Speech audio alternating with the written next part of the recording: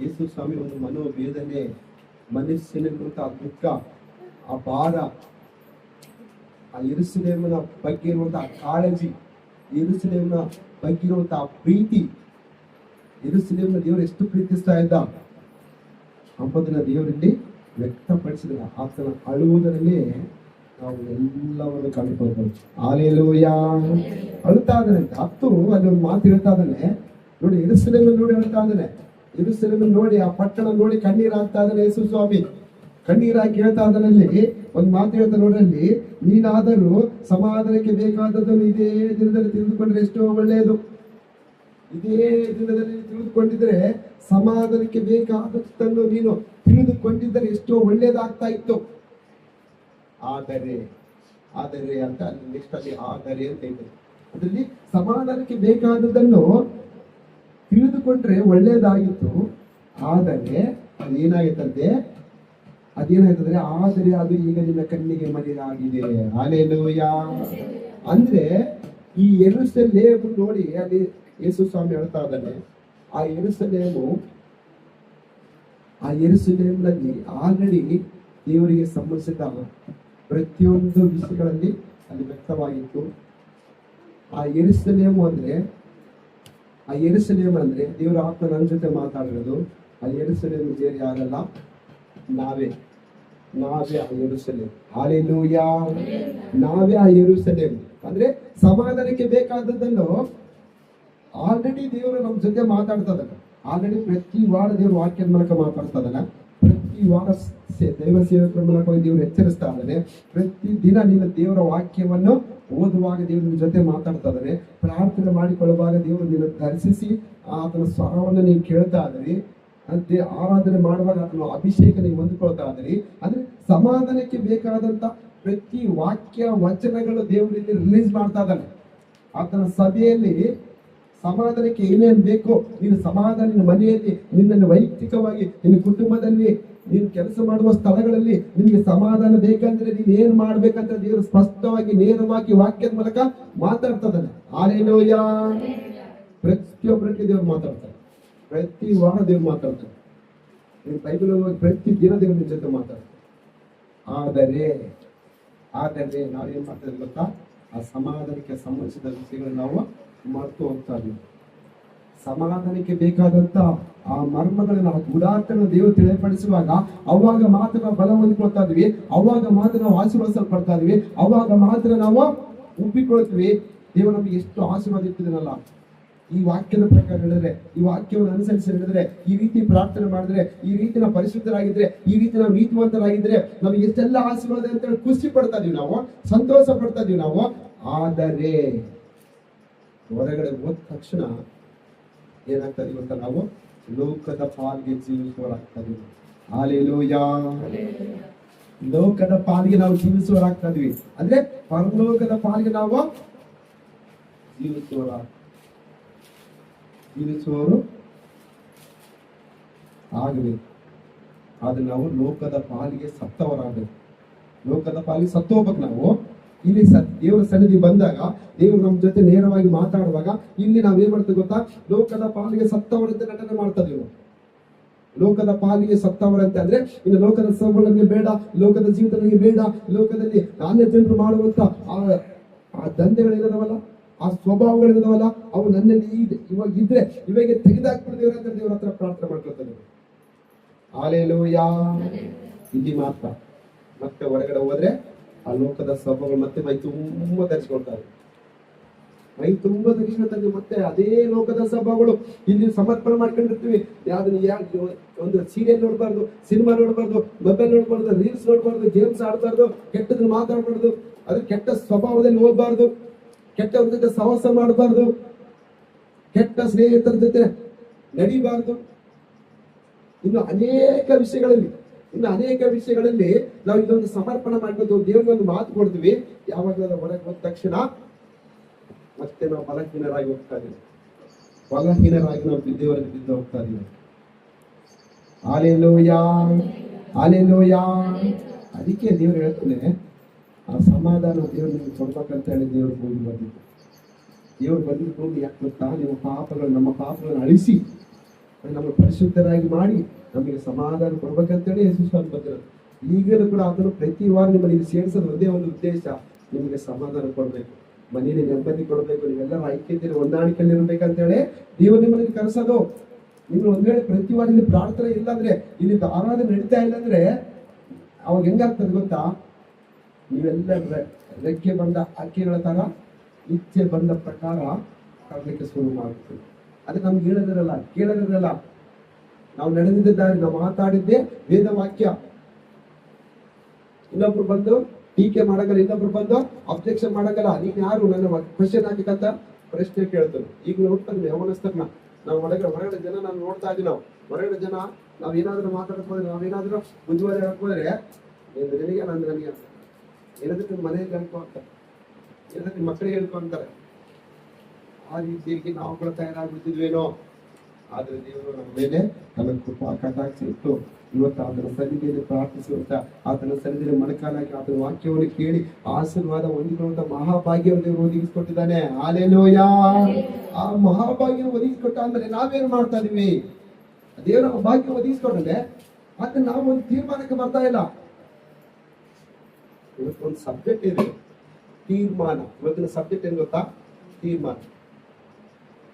ತೀರ್ಮಾನ ತೆಗೆದುಕೊಂಡಂತ ವ್ಯಕ್ತಿಗಳು ಯಾವ ರೀತಿಯಾಗಿ ಆಶೀರ್ವಾದಿಸಲ್ಪಟ್ರು, ಮತ್ತೆ ನೀನ್ಯಾಕೆ ಆಶೀರ್ವಾದಿಸಲ್ಪಡ್ತಾ ಇಲ್ಲ ಅಂದ್ರೆ ನಿನ್ನ ತೀರ್ಮಾನ ತೆಗೆದುಕೊಳ್ಳಿ. ನಿನ್ನ ತೀರ್ಮಾನ ತೆಗೆದುಕೊಂಡಿಲ್ಲ. ಇಲ್ಲಿ ದೇವರು ಹೇಳ್ತಾ ಇದ್ದಾನೆ, ಯೆರೂಸಲೇಮ್ ನೋಡಿ ಹೇಳ್ತಾ ಇದ್ದಾನೆ ನಿಮಗೆ ಸಮಾಧಾನವಾಗಿ, ಅಂದ್ರೆ ಇಲ್ಲಿ ಸಮಾಧಾನಕ್ಕೆ ಬೇಕಾದದನ್ನು ತಿಳ್ಕೊಳ್ಬೇಕಂತಂದೇಳಿ ದೇವರು ನಿಮ್ಮೆಲ್ಲರೂ ಕರೆಸಿ ಪ್ರತಿದಿನ ಆ ಸಮಾಧಾನದ ಮಾತುಗಳನ್ನ, ಪ್ರತಿ ವಾರ ದೇವರು ಧೈರ್ಯದ ಮಾತುಗಳು, ನಂಬಿಕೆ ಮಾತುಗಳನ್ನ, ಆ ಕಷ್ಟದಲ್ಲಿ, ರೋಗದಲ್ಲಿ, ಬಾಧೆ, ವ್ಯಸನಗಳಲ್ಲಿ, ಸಾಲಗಳಲ್ಲಿ, ಬಿದ್ದೋಗುವಂತ ಸ್ಥಿತಿಗಳಲ್ಲಿ ಯಾವ ರೀತಿಯಾಗಿ ನೀವು ದೇವರ ವಾಕ್ಯವನ್ನು ಧರಿಸಿಕೊಂಡು ಅದರಿಂದ ಜಯಿಸಿದಾಗಿ ಮುಂದೆ ಬರ್ಬೇಕಂತ ಪ್ರತಿಯೊಂದು ಮಾತನ್ನು ತಿಳಿಪಡಿಸಿ ಬಲಪಡಿಸಿ ಕಳಿಸ್ತಾ ಇದ್ದಾನೆ. ಆದ್ರೆ ನಾವೇನ್ ಮಾಡ್ತಾ ಇದೀವಿ ಗೊತ್ತಾ? ಅವೆಲ್ಲವನ್ನ ಅಲ್ಲೆಗಳೆದು, ದೇವರ ವಾಕ್ಯವನ್ನು ಅಲ್ಲೆಗಳೆದು ಮತ್ತೆ ತಿರುಗಿ ದೇವರು ನಮಗೋಸ್ಕರ ಇಟ್ಟಂತ ಆಶೀರ್ವಾದ ಕೈಯಾರ ಕಳ್ಕೊಳ್ತಾ ಇದೀವಿ. Hallelujah, hallelujah.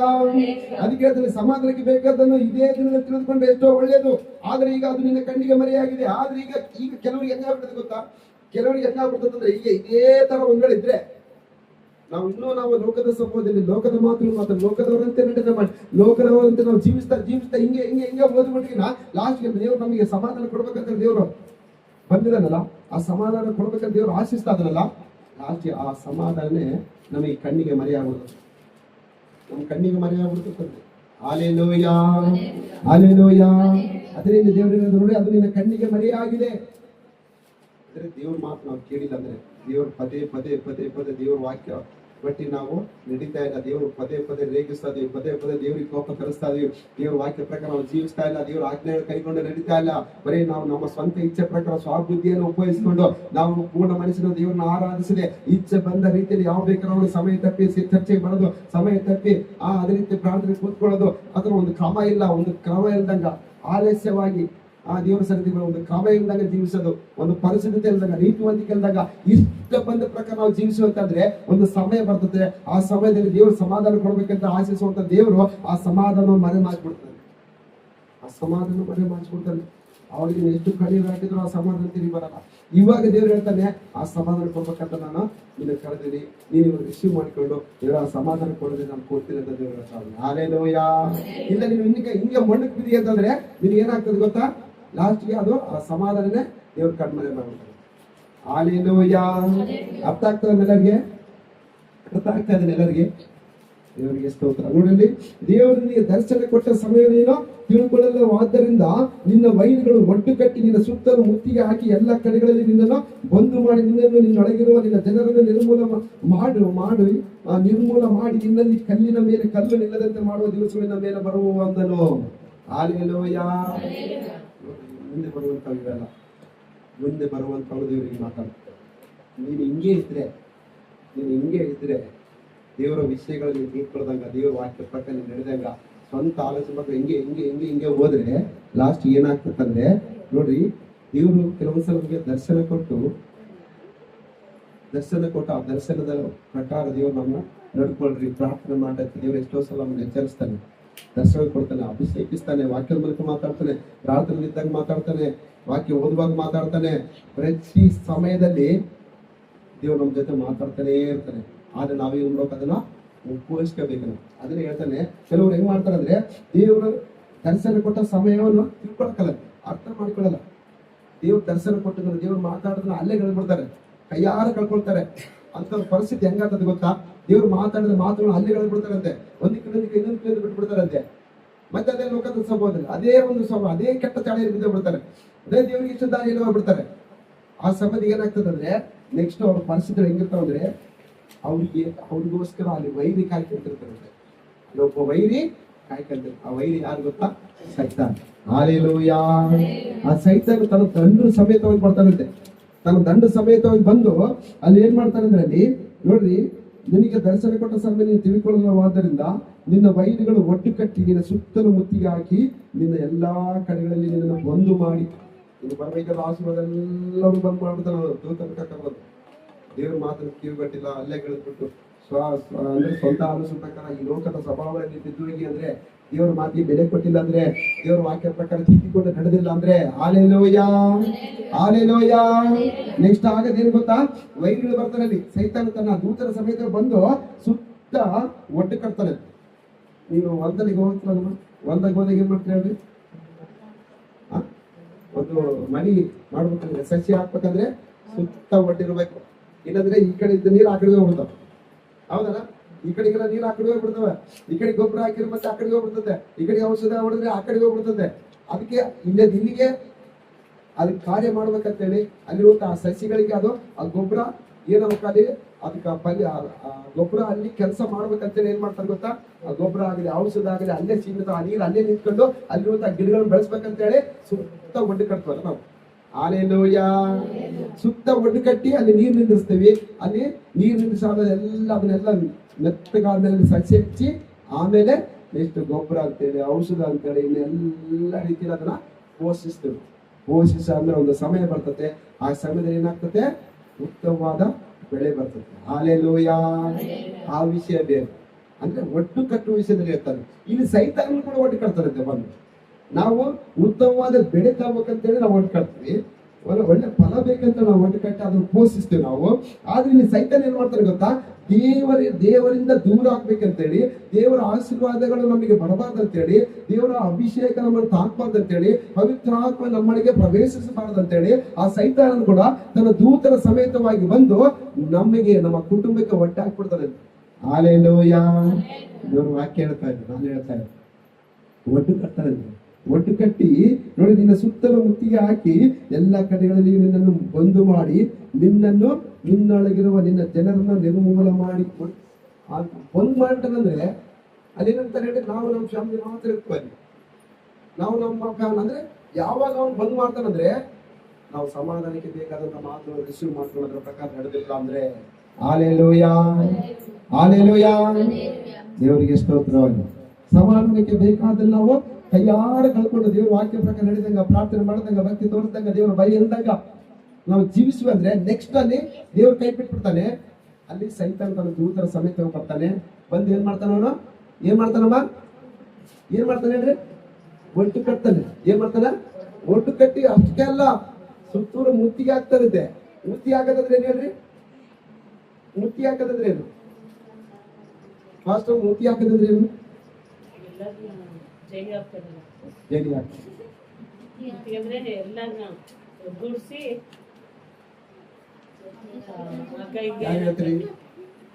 ಮುತ್ತಿಗೆ ಹಾಕದಂದ್ರೆ ಇಂಗ್ಲಿಷ್ ವರ್ಡ್ ಹೇಳಿನ, ಹಿಂದಿ ವರ್ಡ್ ಹೇಳಿನ, ಫ್ರೆಂಚ್ ಭಾಷೆ ಹೇಳಿನ, ಜರ್ಮನಿ ಭಾಷೆ ಹೇಳಿನ? ಹಾಲೆಲೂಯಾ. ಮುತ್ತಿಗೆ ಅಂದ್ರೆ ಏನು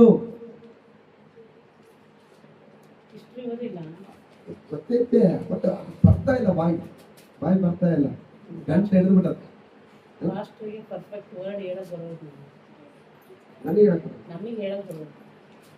ಮುತ್ತಿಗೆ ಅಟ್ಯಾಕ್ ಮಾಡೋದು. ಹಾಲೆಲೂಯಾ. ಇಂಗ್ಲಿಷ್ ಮಾತ್ರ ವರ್ಡ್ ಹೆಂಗಿರ್ತ ಎಲ್ಲಿರ್ತ ಗೊತ್ತಿಲ್ಲ, ಬಂದ್ಬಿಟ್ಟು ಅಟ್ಯಾಕ್. ಅಟ್ಯಾಕ್ ಅಂದ್ರೆ ಮುತ್ತಿಗೆ. ಅಟ್ಯಾಕ್ ಮುತ್ತಿಗೆ. ಅಟ್ಯಾಕ್ ಅಂತಂದ್ರೆ ಹಿಡ್ಕೊಂಬೋದು, ಮುತ್ತಿಗೆ ಹಾಕೋದು. ಕರೆಕ್ಟ್, ಅದಕ್ಕೆ ಹಾಲೆಲೂಯಾ. ಇಂಗ್ಲಿಷ್ದಾಗ ಅಟ್ಯಾಕ್ ಅಂತಾರೆ, ಓಕೆ. ಅದು ಕನ್ನಡದಲ್ಲಿ ಮುತ್ತಿಗೆ ಅಂತಂದ್ರೆ ಒಬ್ಬೇ ವ್ಯಕ್ತಿ ಇರ್ತಾನೆ, ಆ ವ್ಯಕ್ತಿ ಒಂದು 10 ಜನ ಹೋಗಿ ಚೆನ್ನಾಗಿ ಬಡದ್ರ ಅದೇನಂತಾರೆ ಅದೇನಂತಾರೆ ಹೇಳಿ,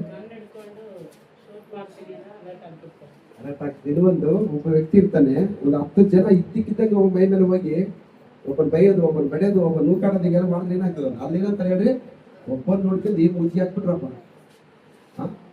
ಒಬ್ಬನ್ ನೋಡ್ಕೊಂಡ ಏನ್ ಅಟ್ಯಾಕ್ ಮಾಡ್ಬಿಟ್ರಪ್ಪ. ಅಂದ್ರೆ ಅಷ್ಟು ಜನ ಇತ್ತು ನೋಡ ಅಲ್ಲಿ, ಇದು ಪಾಪ ಒಬ್ಬೇ ಒಬ್ಬ ಅವನು. ಬಟ್ 10 ಜನ ಸೇರಿ ಮುತ್ತಿಗೆ ಹಾಕಿ ಅಲ್ಲಿ ಬಡದ್ಬಿಟ್ರು ಅಂತ ಹೇಳ್ತವಲ್ಲ, ಅದು ಬರ್ತಾವ ಭಾಷೆ, ಆ ಸಂದರ್ಭಕ್ಕೆ ಅನುಗುಣವಾಗಿ ಬರ್ತಾವ. ಇಲ್ಲಿ ಕೂಡ ಸೈತಾನ್ ನೋಡ್ರಿ ಅದನ್ನೇ ಮುತ್ತಿಗೆ ಹಾಕ್ತಾರಂತೆ. ಯಾರು ದೇವರಲ್ಲಿಲ್ಲ, ಯಾರು ದೇವ್ರ ಬಿಟ್ಟು ದೂರ ಹೋಗ್ತಾರೋ, ಯಾರು ದೇವರಿಗೆ ಹತ್ತಿರವಾಗಿರಲ್ಲೋ ಅವರೆಲ್ಲರೂ ಸೈತಾನ್ ಟಾರ್ಗೆಟ್ ಮಾಡಿ ತನ್ನ ದೂತರ ಸಮೇತ ಬಂದು ಮುತ್ತಿಗೆ ಹಾಕ್ತಾನೆ. ಫಸ್ಟ್ ಏನ್ ಮಾಡ್ತಾನೆ ಹೇಳ್ರಿ, ಒಟ್ಟು ಕಟ್ತಾನೆ. ಒಟ್ಟು ಕಟ್ಟಿ ನಿಮ್ಮ ಪ್ರಾರ್ಥನೆ ಧೂಪ ದೇವ್ರಿಗೆ ಮುಟ್ಟಬಾರ್ದು, ನೀವು ವಾಕ್ಯ ಓದಿದ್ದು ದೇವ್ರಿಗೆ ಗೊತ್ತಾಗಬಾರ್ದು. ಅದೇ ರೀತಿಯಾಗಿ ನೀವು ಪರಿಶುದ್ಧತೆಯಲ್ಲಿ ನಾವು ಜೀವಿಸೋದು ಅವಾಗ ಸ್ವಲ್ಪ ಸ್ವಲ್ಪ ತೋರಿಸ್ತಿರ್ತಾರ ಪರಿಶುದ್ಧತೆ, ಸ್ವಲ್ಪ ವಾಕ್ಯ ಓದ್ತಿರ್ತಾರಲ್ಲ, ಸ್ವಲ್ಪ ಪ್ರಾರ್ಥನೆ ಮಾಡ್ತಿರ್ತಾರಲ್ಲ, ಅದು ಕೂಡ ದೇವ್ರಿಗೆ ಕೇಳಿದಂಗೆ ಮಾಡ್ಬಿಡ್ತಾರೆ. ಇವಾಗೇನ್ ಮಾಡ್ತಾ ಇದ್ರಲ್ಲ, ಸ್ವಲ್ಪ ಪ್ರೇಯರು, ಸ್ವಲ್ಪ ವಾಕ್ಯ ಓದೋದು, ಸ್ವಲ್ಪ ಯಾವ ಬೇಕಾದ್ರೂ ಚರ್ಚೆಗೆ ಬರೋದು, ದೇವರ ಭಯ ಎಲ್ಲ ಭಕ್ತಿ ಬಂದ್ಬಿಟ್ಟಾಗಿ ಪ್ರವಾಸರಾಗಿ ಭಕ್ತಿ ತೋರಿಸ್ಬಿಡೋದು, ಇಲ್ಲಾಂದ್ರೆ ಬಿದ್ದೋಗ್ಬಿಡೋದು, ಇದೆಲ್ಲದೂ ಕೂಡ ಬಂದ್ ಮಾಡುವಂತ ಸಮಯ ಬರ್ತದೆ. ಆ ಅವಕಾಶ ನೀವು ಮಾಡಿಕೊಟ್ರೆ ಬರ್ತದೆ. ನೀವು ಮಾಡಿಕೊಟ್ಟಿಲ್ಲ ಅಂದ್ರೆ ಈಗಿನಿಂದಲೇ ಆ ಒಡ್ಡಾಕಕ್ಕೆ ಅವನಿಗೆ ಹಕ್ಕಿನೇ ಇರಲ್ಲ. ಅವನ ಹಕ್ಕುಪತ್ರವನ್ನು ದೇವ್ರು ಕ್ಯಾನ್ಸಲ್ ಮಾಡ್ತಾನೆ. ಅಲ್ಲಿ ತನ್ನ ದೂತರ ಸೈನ್ಯವನ್ನು ದೇವರು ಬರ ಮಾಡ್ತಾನೆ. ಆಮೇಲೆ ಹಾಲೆಲೂಯಾ. ಮತ್ತೆ ಯೇಸು ಸ್ವಾಮಿ ದೂತರ ಸೈನ್ಯ ಬೇಕಾ ನಿನಗೆ, ಅಥವಾ ಸೈತಾನನ ಬಂದು ನೀವು ಮುತ್ತಿ ಹಾಕ್ಬೇಕಾ, ಒಡ್ಡು ಕಟ್ಬೇಕಾ? ನೀನೇ ಆಲೋಚನೆ ಮಾಡು. ಸೈತಾನಿಗೆ ಅವಕಾಶ ಮಾಡ್ಕೊಡ್ತೀಯಾ ಅಥವಾ ದೇವರಿಗೆ ಅವಕಾಶ ಮಾಡ್ಕೊಡ್ತೀಯಾ? ಯಾರಿಗೆ? ದೇವರಿಗೆ ಅವಕಾಶ. ಇಲ್ಲಾಂದ್ರೆ ಏನ್ ಮಾಡ್ತಾನೆ ಹೇಳಿ ಸೈತಾನ? ಫಸ್ಟ್ ಬಂದು ಏನಾಗ್ತಾನೆ? ಫಸ್ಟ್ ನಮ್ಮ ಒಟ್ಟು ಕಟ್ತಾನೆ. ಏನ್ ಮಾಡ್ತಾನೆ? ಎಲ್ಲೆಲ್ಲೋ ಹಾಲೆಲೂಯಾ. ಮತ್ತೆ ಆನ್ಸರ್ ಬರ್ತಾನೆ ಒಂದೊಂದ್ಸಲ ಹಂಗೆ ಭಕ್ತರಿಗಿನ ಶಿಷ್ಯರಿಗಿನ ಫಸ್ಟ್ ಆನ್ಸರ್ ಕೊಟ್ಬಿಡ್ತಾಳೆ. ನೀನ್ ಮಾತಾಡ್ಬೇಡಮ್ಮ ಅಂದ್ರೆ ಕೂಡ ಮಾತಾಡ್ತಿರ್ತಾಳೆ. ಇವತ್ತು ಮಾತಾಡಮ್ಮ ಅಂದ್ರೆ ಮಾತಾಡ್ಬೇಡ. Hallelujah, hallelujah. ಫಸ್ಟ್ ಸೈತಾನ ಏನ್ ಮಾಡ್ತಾನೆ ಹೇಳ್ರಿ? ಆಮೇಲೆ ಆಮೇಲೆ ಆಮೇಲೆ ಮುತ್ತಿಗೆ ಹಾಕೇನಂದ್ರೆ ಇನ್ ಏನಿರ್ತದೆ ನಮ್ಮ ಪರಿಸ್ಥಿತಿ? ಅಷ್ಟೇ ಇಲ್ಲ, ಕುಣಿತೋಡಿ ಮಣ್ಣು ಮುಚ್ಚಿ, ಕುಣಿತೋಡಿ ಮಣ್ಣು ಮುಚ್ಚಿ ಈ ಲೋಕ ನಾವು ಕಾಣದಂಗೆ ಮಾಡ್ತಾನೆ. Hallelujah, hallelujah. ಅದಕ್ಕೆ ನೋಡ್ರಿ, ಇನ್ನೊಂದು ಮುತ್ತಿಗೆ ಹಾಕಿ ಎಲ್ಲಾ ಕಡೆಗಳಲ್ಲಿ ನಿನ್ನನ್ನು ಬಂದು ಮಾಡಿ, ನಿನ್ನನ್ನು ನಿನ್ನೊಳಗಿರುವ ನಿನ್ನ ಜನರನ್ನು ನಿರ್ಮೂಲ ಮಾಡಿ, ನಿನ್ನಲ್ಲಿ ಕಲ್ಲಿನ ಮೇಲೆ ಕಲ್ಲು ನಿಲ್ಲದಂತೆ ಮಾಡುವ ದಿವಸಗಳು ನಿನ್ನ ಮೇಲೆ ಬರುವವು. ಅಂದ್ರೆ ನಿನ್ನಲ್ಲಿ ನಿನ್ನ ವಂಶವನ್ನ ನಿರ್ವಂಶ ಮಾಡ್ಬಿಡ್ತಾನಂತೆ ಅವನು. ಸಾಮಾನ್ಯ ಪ್ಲಾನ್ ಅಲ್ಲ, ಸೈಕಲ್ ಪ್ಲಾನ್.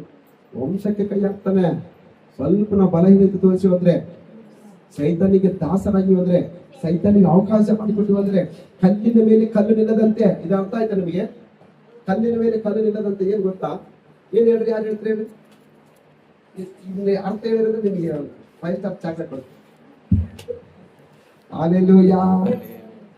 ಕಲ್ಲಿನ ಮೇಲೆ ಕಲ್ಲು ನಿಲ್ಲದಂತೆ ಮಾಡ್ತಾರೆ. ಏನ್ ಹೇಳ್ರಿ?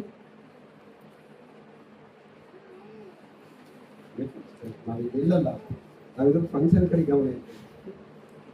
ನಾವು ಹೊರಗಡೆ ಹೋಗಿ ಮಟನ್ ತಗೋಬೇಕು, ಮಟನ್ ಕಿಚ್ನಾಗ ಇಟ್ಟು ಬಂದೀವಿ, ಮಾಡ್ಬೇಕು. Hallelujah, hallelujah. ಕಲ್ಲಿನ ಮೇಲೆ ಕಲ್ಲಂದ್ರೆ ಏನು ಹೇಳಿ? ಯಾರಂದ್ರೆ ಹೇಳ್ಬೋದು? ಎಲ್ಲರಿಗೂ ಇವತ್ತು ಅವಕಾಶ ಅಲ್ಲ. ಹಾಲೆಲೂಯಾ. ಇಲ್ಲಿ ಯೆರೂಸಲೇಮ್ ನೋಡಿ ದೇವ್ರು ಆಳ್ತಾ ಇದ್ದಾನೆ. ಆ ಯೆರೂಸಲೇಮ್ ಬೇರೆ ಯಾರಲ್ಲ, ನಾವೇ. ನಮ್ಮ ನೋಡಿ ದೇವ್ರು ಎಷ್ಟೋ ದುಃಖಿಸ್ತಾ ಇದ್ದಾನೆ. ಇನ್ನು ಬದಲಾಗ್ತಾ ಇಲ್ಲ. ಈ ಕಲ್ಲುಗಳು ಇನ್ನ ಕರಗ್ತಾ ಇಲ್ಲ. ಈ ಮೊಂಡತನ ಸ್ಪ್ರೆಡ್ ಇನ್ನ ಬಿಟ್ಟು ಹೋಗ್ತಾ ಇಲ್ಲಲ್ಲ. ಇನ್ನ ಕಣ್ಣಿಗಳಿರುವಂತಹ ಪರದಗಳು ಇನ್ನು ಕಳಚಿ ಬೀಳ್ತಾ ಇಲ್ಲಲ್ಲ. ದೇವ್ರು ನಮ್ಮ ವಿಷಯವಾಗಿ ಪ್ರತಿದಿನ ಆಳ್ತಾ ಇದ್ದಾನೆ. ನಮ್ಮ ವಿಷಯವಾಗಿ ಆಳ್ತಾ ಇದ್ದಾನೆ. ನಮಗೆ ಸಮಾಧಾನ ಕೊಡ್ಬೇಕಂತ ದೇವ್ರು ಎಷ್ಟೋ ಸಲ ದೇವ್ರ ವಾಕ್ಯದ ಮೂಲಕ ಮಾತಾಡಿದಾನೆ, ಸೇವಕರ ಮೂಲಕ ಮಾತಾಡಿದಾನೆ, ನಿಮ್ ಜೊತೆನೂ ಮಾತಾಡಿದಾನೆ. ಆದ್ರೂ ನಾವು ಆ ಸಮಾಧಾನಕ್ಕೆ ಬರ್ಬೇಕಂತ ಮಾರ್ಗಗಳನ್ನು ನಾವೇ ಸ್ವತಃ ಕ್ಲೋಸ್ ಮಾಡ್ಕೊಂಡಿವತ್ತೆ. ಅದು ಕಣ್ಮರೆ ಮಾಡ್ಬಿಟ್ಟದ ದೇವ್ರು. ನಮ್ಮ ಒಂದು ಬುದ್ಧಿ ನೋಡಿ, ನಮ್ಮ ಒಂದು ಎಲ್ಲ ಆಲಸ್ಯ ನೋಡಿ, ಅಕ್ರಮ ನೋಡಿ, ನಮ್ಮಲ್ಲಿರುವಂತ ಲೋಪ ದೋಷಗಳು ನೋಡಿ, ಇವ್ರು ಬದಲಾಗಲ್ಲ ಈ ಜನ ಅಂತಂದೇಳಿ ಕೆಲವೊಂದ್ಸಲ ದೇವ್ರು ಏನ್ ಮಾಡ್ತಾನೆ? ಅವ್ರು ನಮಗೆ ಕಣ್ಣಿಗೆ ಕಾಣದಂತ ಆಶೀರ್ವಾದಗಳು ಮರೆ ಮಾಡಿಸ್ಬಿಡ್ತಾನೆ. ಇನ್ನು ಕೆಲವೊಂದ್ಸಲ ದರ್ಶನ ಕೊಡ್ತಾನೆ, ಆ ದರ್ಶನ ಕೂಡ ನೆರವೇರಿಸಂಗೆ ನಾವೇ ಮಾಡ್ಕೊಳ್ತಾ ಇದೀವಿ. ಆಮೇಲೆ ಲಾಸ್ಟ್ಗೆ ಇದೆಲ್ಲ ಆದ್ಮೇಲೆ ಅಲ್ಲಿ ಏನಾಗ್ತದೆ ಗೊತ್ತಾ, ದೇವ್ರು ಕೈ ಬಿಟ್ಬಿಡ್ತಾನೆ. ಯೇಸು ಸ್ವಾಮಿ ಕೈ ಬಿಟ್ಟಾರೆ. ನೆಕ್ಸ್ಟ್ ಬರೋದು ಯಾರಲ್ಲಿ? ಸೈತಾನ ಬರ್ತಾನೆ. ಬಂದು ಏನ್ ಮಾಡ್ತಾನೆ? ಒಟ್ಟು ಕಟ್ತಾನೆ. ಆಮೇಲೆ ಬುದ್ಧಿ ಆಗ್ತಾನೆ. ಆಮೇಲೆ ವಂಶನ ನಮ್ಮ ವಂಶದವರು, ನಮ್ಮ ಕುಟುಂಬದವರು ಎಲ್ಲ ನಿರ್ಮೂಲ ಮಾಡ್ತಾನಂತೆ. ಅದು ಹೆಂಗ ಗೊತ್ತಾ? ಕಲ್ಲಿನ ಮೇಲೆ ಕಲ್ಲು ಕಟ್ಟದಂತೆ. ಕಲ್ಲಿನ ಮೇಲೆ ಕಲ್ಲು ಕಟ್ಟಿದ್ರೆ ಏನಾದ್ರು ಕೇಳ್ರಿ, ಕಲ್ಲಿನ ಮೇಲೆ ಕಲ್ಲು, ಎಳ್ಳೆ ಮೇಲೆ ಎಳ್ಳೆ ಕಟ್ಟಿಗೆ ಹೋದ್ರೆ ಏನ್ ಮಾಡ್ತಾರೆ? ಲಾಸ್ಟ್ಗೆ ಒಂದು ರೂಮ್ ಆಗ್ತದಲ್ಲ, ಒಂದು ಮನೆ ಆಗ್ತದಲ್ಲ, ಅದು ಎಲ್ಲರಿಗೆ ಆಶ್ರಯವಾಗ್ತದಲ್ಲ, ಎಲ್ಲರೂ ಉಳ್ಕೊಳ್ಳೋದಕ್ಕೆ ಅದು ಒಂದು ಯೋಗ್ಯವಾದಂತಹ ಸ್ಥಳವಾಗ್ತದೆ. ಅಲ್ಲಿ ಬರ್ಲಿಕ್ಕೆ ಎಲ್ಲರೂ ಇಷ್ಟಪಡ್ತಾರೆ, ಅಲ್ಲಿ ನಿವಾಸ ಮಾಡ್ಲಿಕ್ಕೆ ಎಲ್ಲರೂ ಇಷ್ಟಪಡ್ತಾರೆ. ಅಲ್ಲಿ ಬಂದು ನೆಮ್ಮದಿ, ಶಾಂತಿ, ಸಮಾಧಾನ ಹೊಂದಿಕೊಳ್ಳೋದಕ್ಕೆ ಅನೇಕ ಜನರು ಬರುವಂತಹ ಸ್ಥಳವಾಗಿ ಅದು ಬದಲಾಗ್ತದೆ. ಆ ಸ್ಥಳ ಆಗ್ಬಾರ್ದು ಅಂತೇಳಿ ಅವ್ನು ಏನ್ ಮಾಡ್ತಾನೆ ಗೊತ್ತಾ? ಕಲ್ಲಿನ ಮೇಲೆ ಕಲ್ಲು ನಿಲ್ಲದಂತೆ ಮಾಡುವ ದಿವಸಗಳು ಬರ್ತಾವಂತೆ ಮುಂದೆ. ಹಾಲೆಲೂಯಾ. ಅದನ್ನ ಹೇಳಿಲ್ಲ ನಿಮಗೆ. ಕಲ್ಲಿನ ಮೇಲೆ ಕಲ್ಲು ಅಂತ ಏನು ಗೊತ್ತಾ? ವಂಶ. ಈಗ ನಾನು ನೆಕ್ಸ್ಟ್ ನನ್ನ ವಂಶ ಮುಂದುವರ್ಬೇಕಂದ್ರೆ ಏನ್ ಮಾಡಬೇಕು? ನನ್ನ ಮಗ ಅಲ್ಲ, ನನ್ನ ಮಗ ಮತ್ತೆ ಮದುವೆ ಮಾಡಬೇಕು. ನನ್ನ ಮಗ್ಗೆ ಮದುವೆ ಮಾಡಿದ್ರೆ ನನ್ನ ವಂಶ ಕಂಟಿನ್ಯೂ ಆಗ್ತದೆ. ಅದೇ ನಾವು ದೇವ್ರಿಗೆ ಒಳಗಾಗಿಲ್ಲ, ದೇವ್ರ ಭಯಭಕ್ತಿ ಇಲ್ಲ ಅಂತಂದ್ರೆ ಅವ್ನ ಸೈತಾನ ಏನ್ ಮಾಡ್ತಾನೆ ಗೊತ್ತಾ? ಆ ವಂಶ ಕಂಟಿನ್ಯೂ ಆದಂಗ ಅವನಿಗೆ ನೆಕ್ಸ್ಟ್ ಅವನ ವಂಶ ಬೆಳೆದಂಗ ಕಟ್ ಮಾಡ್ಬಿಡ್ತಾನೆ. ಅರ್ಥ ಆಯ್ತಾ? ಕಲ್ಲಿನ ಮೇಲೆ ಕಲ್ಲು ಅಂದ್ರೆ ಈಗ ನನ್ನ ವಂಶ ಹಿಂಗೆ ಪಾರಂಪರ್ಯವಾಗಿ ಮುಂದುವರಿಬೇಕು, ಅಭಿವೃದ್ಧಿ ಆಗ್ಬೇಕು.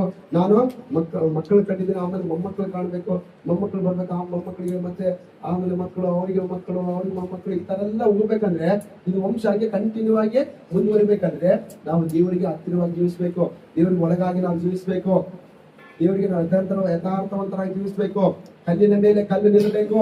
ಕಲ್ಲಿನ ಮೇಲೆ ಕಲ್ಲು ಅಂದ್ರೆ ನೀವು ವಂಶ ನಿಂತ್ಕೋಬೇಕು, ಅಭಿವೃದ್ಧಿ ಆಗ್ಬೇಕಂತಂದ್ರೆ ನೀನು ಬೆಳಿಬೇಕು, ನಿನ್ನ ಜೊತೆ ನಿನ್ನ ಮಕ್ಕಳನ್ನು ಬೆಳೆಸ್ಬೇಕು, ಆಮೇಲೆ ನಿನ್ನ ಮೊಮ್ಮಕ್ಕಳನ್ನು ಬೆಳೆಸ್ಬೇಕು, ಅವ್ರನ್ನ ಪರಿಶುದ್ಧರಾಗಿ ದೇವರ ಸನ್ನಿಧಿಯಲ್ಲಿ ನಿಲ್ಲಿಸ್ಬೇಕಂದ್ರೆ ಏನ್ ಮಾಡ್ಬೇಕು? ನೀವು ಪ್ರಾರ್ಥನೆ ಮಾಡ್ಬೇಕು, ದೇವರ ಭಯಭಕ್ತಿಯನ್ನು ಮೊದಲು ನೀನು ಸಿದ್ಧನಾಗಿ ದೇವರ ಸನ್ನಿಧಿಯಲ್ಲಿ ಬಂದು ಅಡ್ಡ ಬೀಳ್ಬೇಕು, ದೇವರಿಗೆ ಯಥಾರ್ಥವಾಗಿ ನೀನು ನಡ್ಕೊಳ್ಬೇಕು. ಇಲ್ಲಾಂದ್ರೆ ನೀನ್ ಕಲ್ಲು, ನಿನ್ನ ಕಲ್ಲಿನ ಮೇಲೆ ಇನ್ನೊಂದು ನಿನ್ನ ವಂಶ ಬೆಳೆದಂತೆ ಅವ್ನ ಸೈತಾನ ಕಟ್ ಮಾಡ್ಬಿಡ್ತಾನೆ.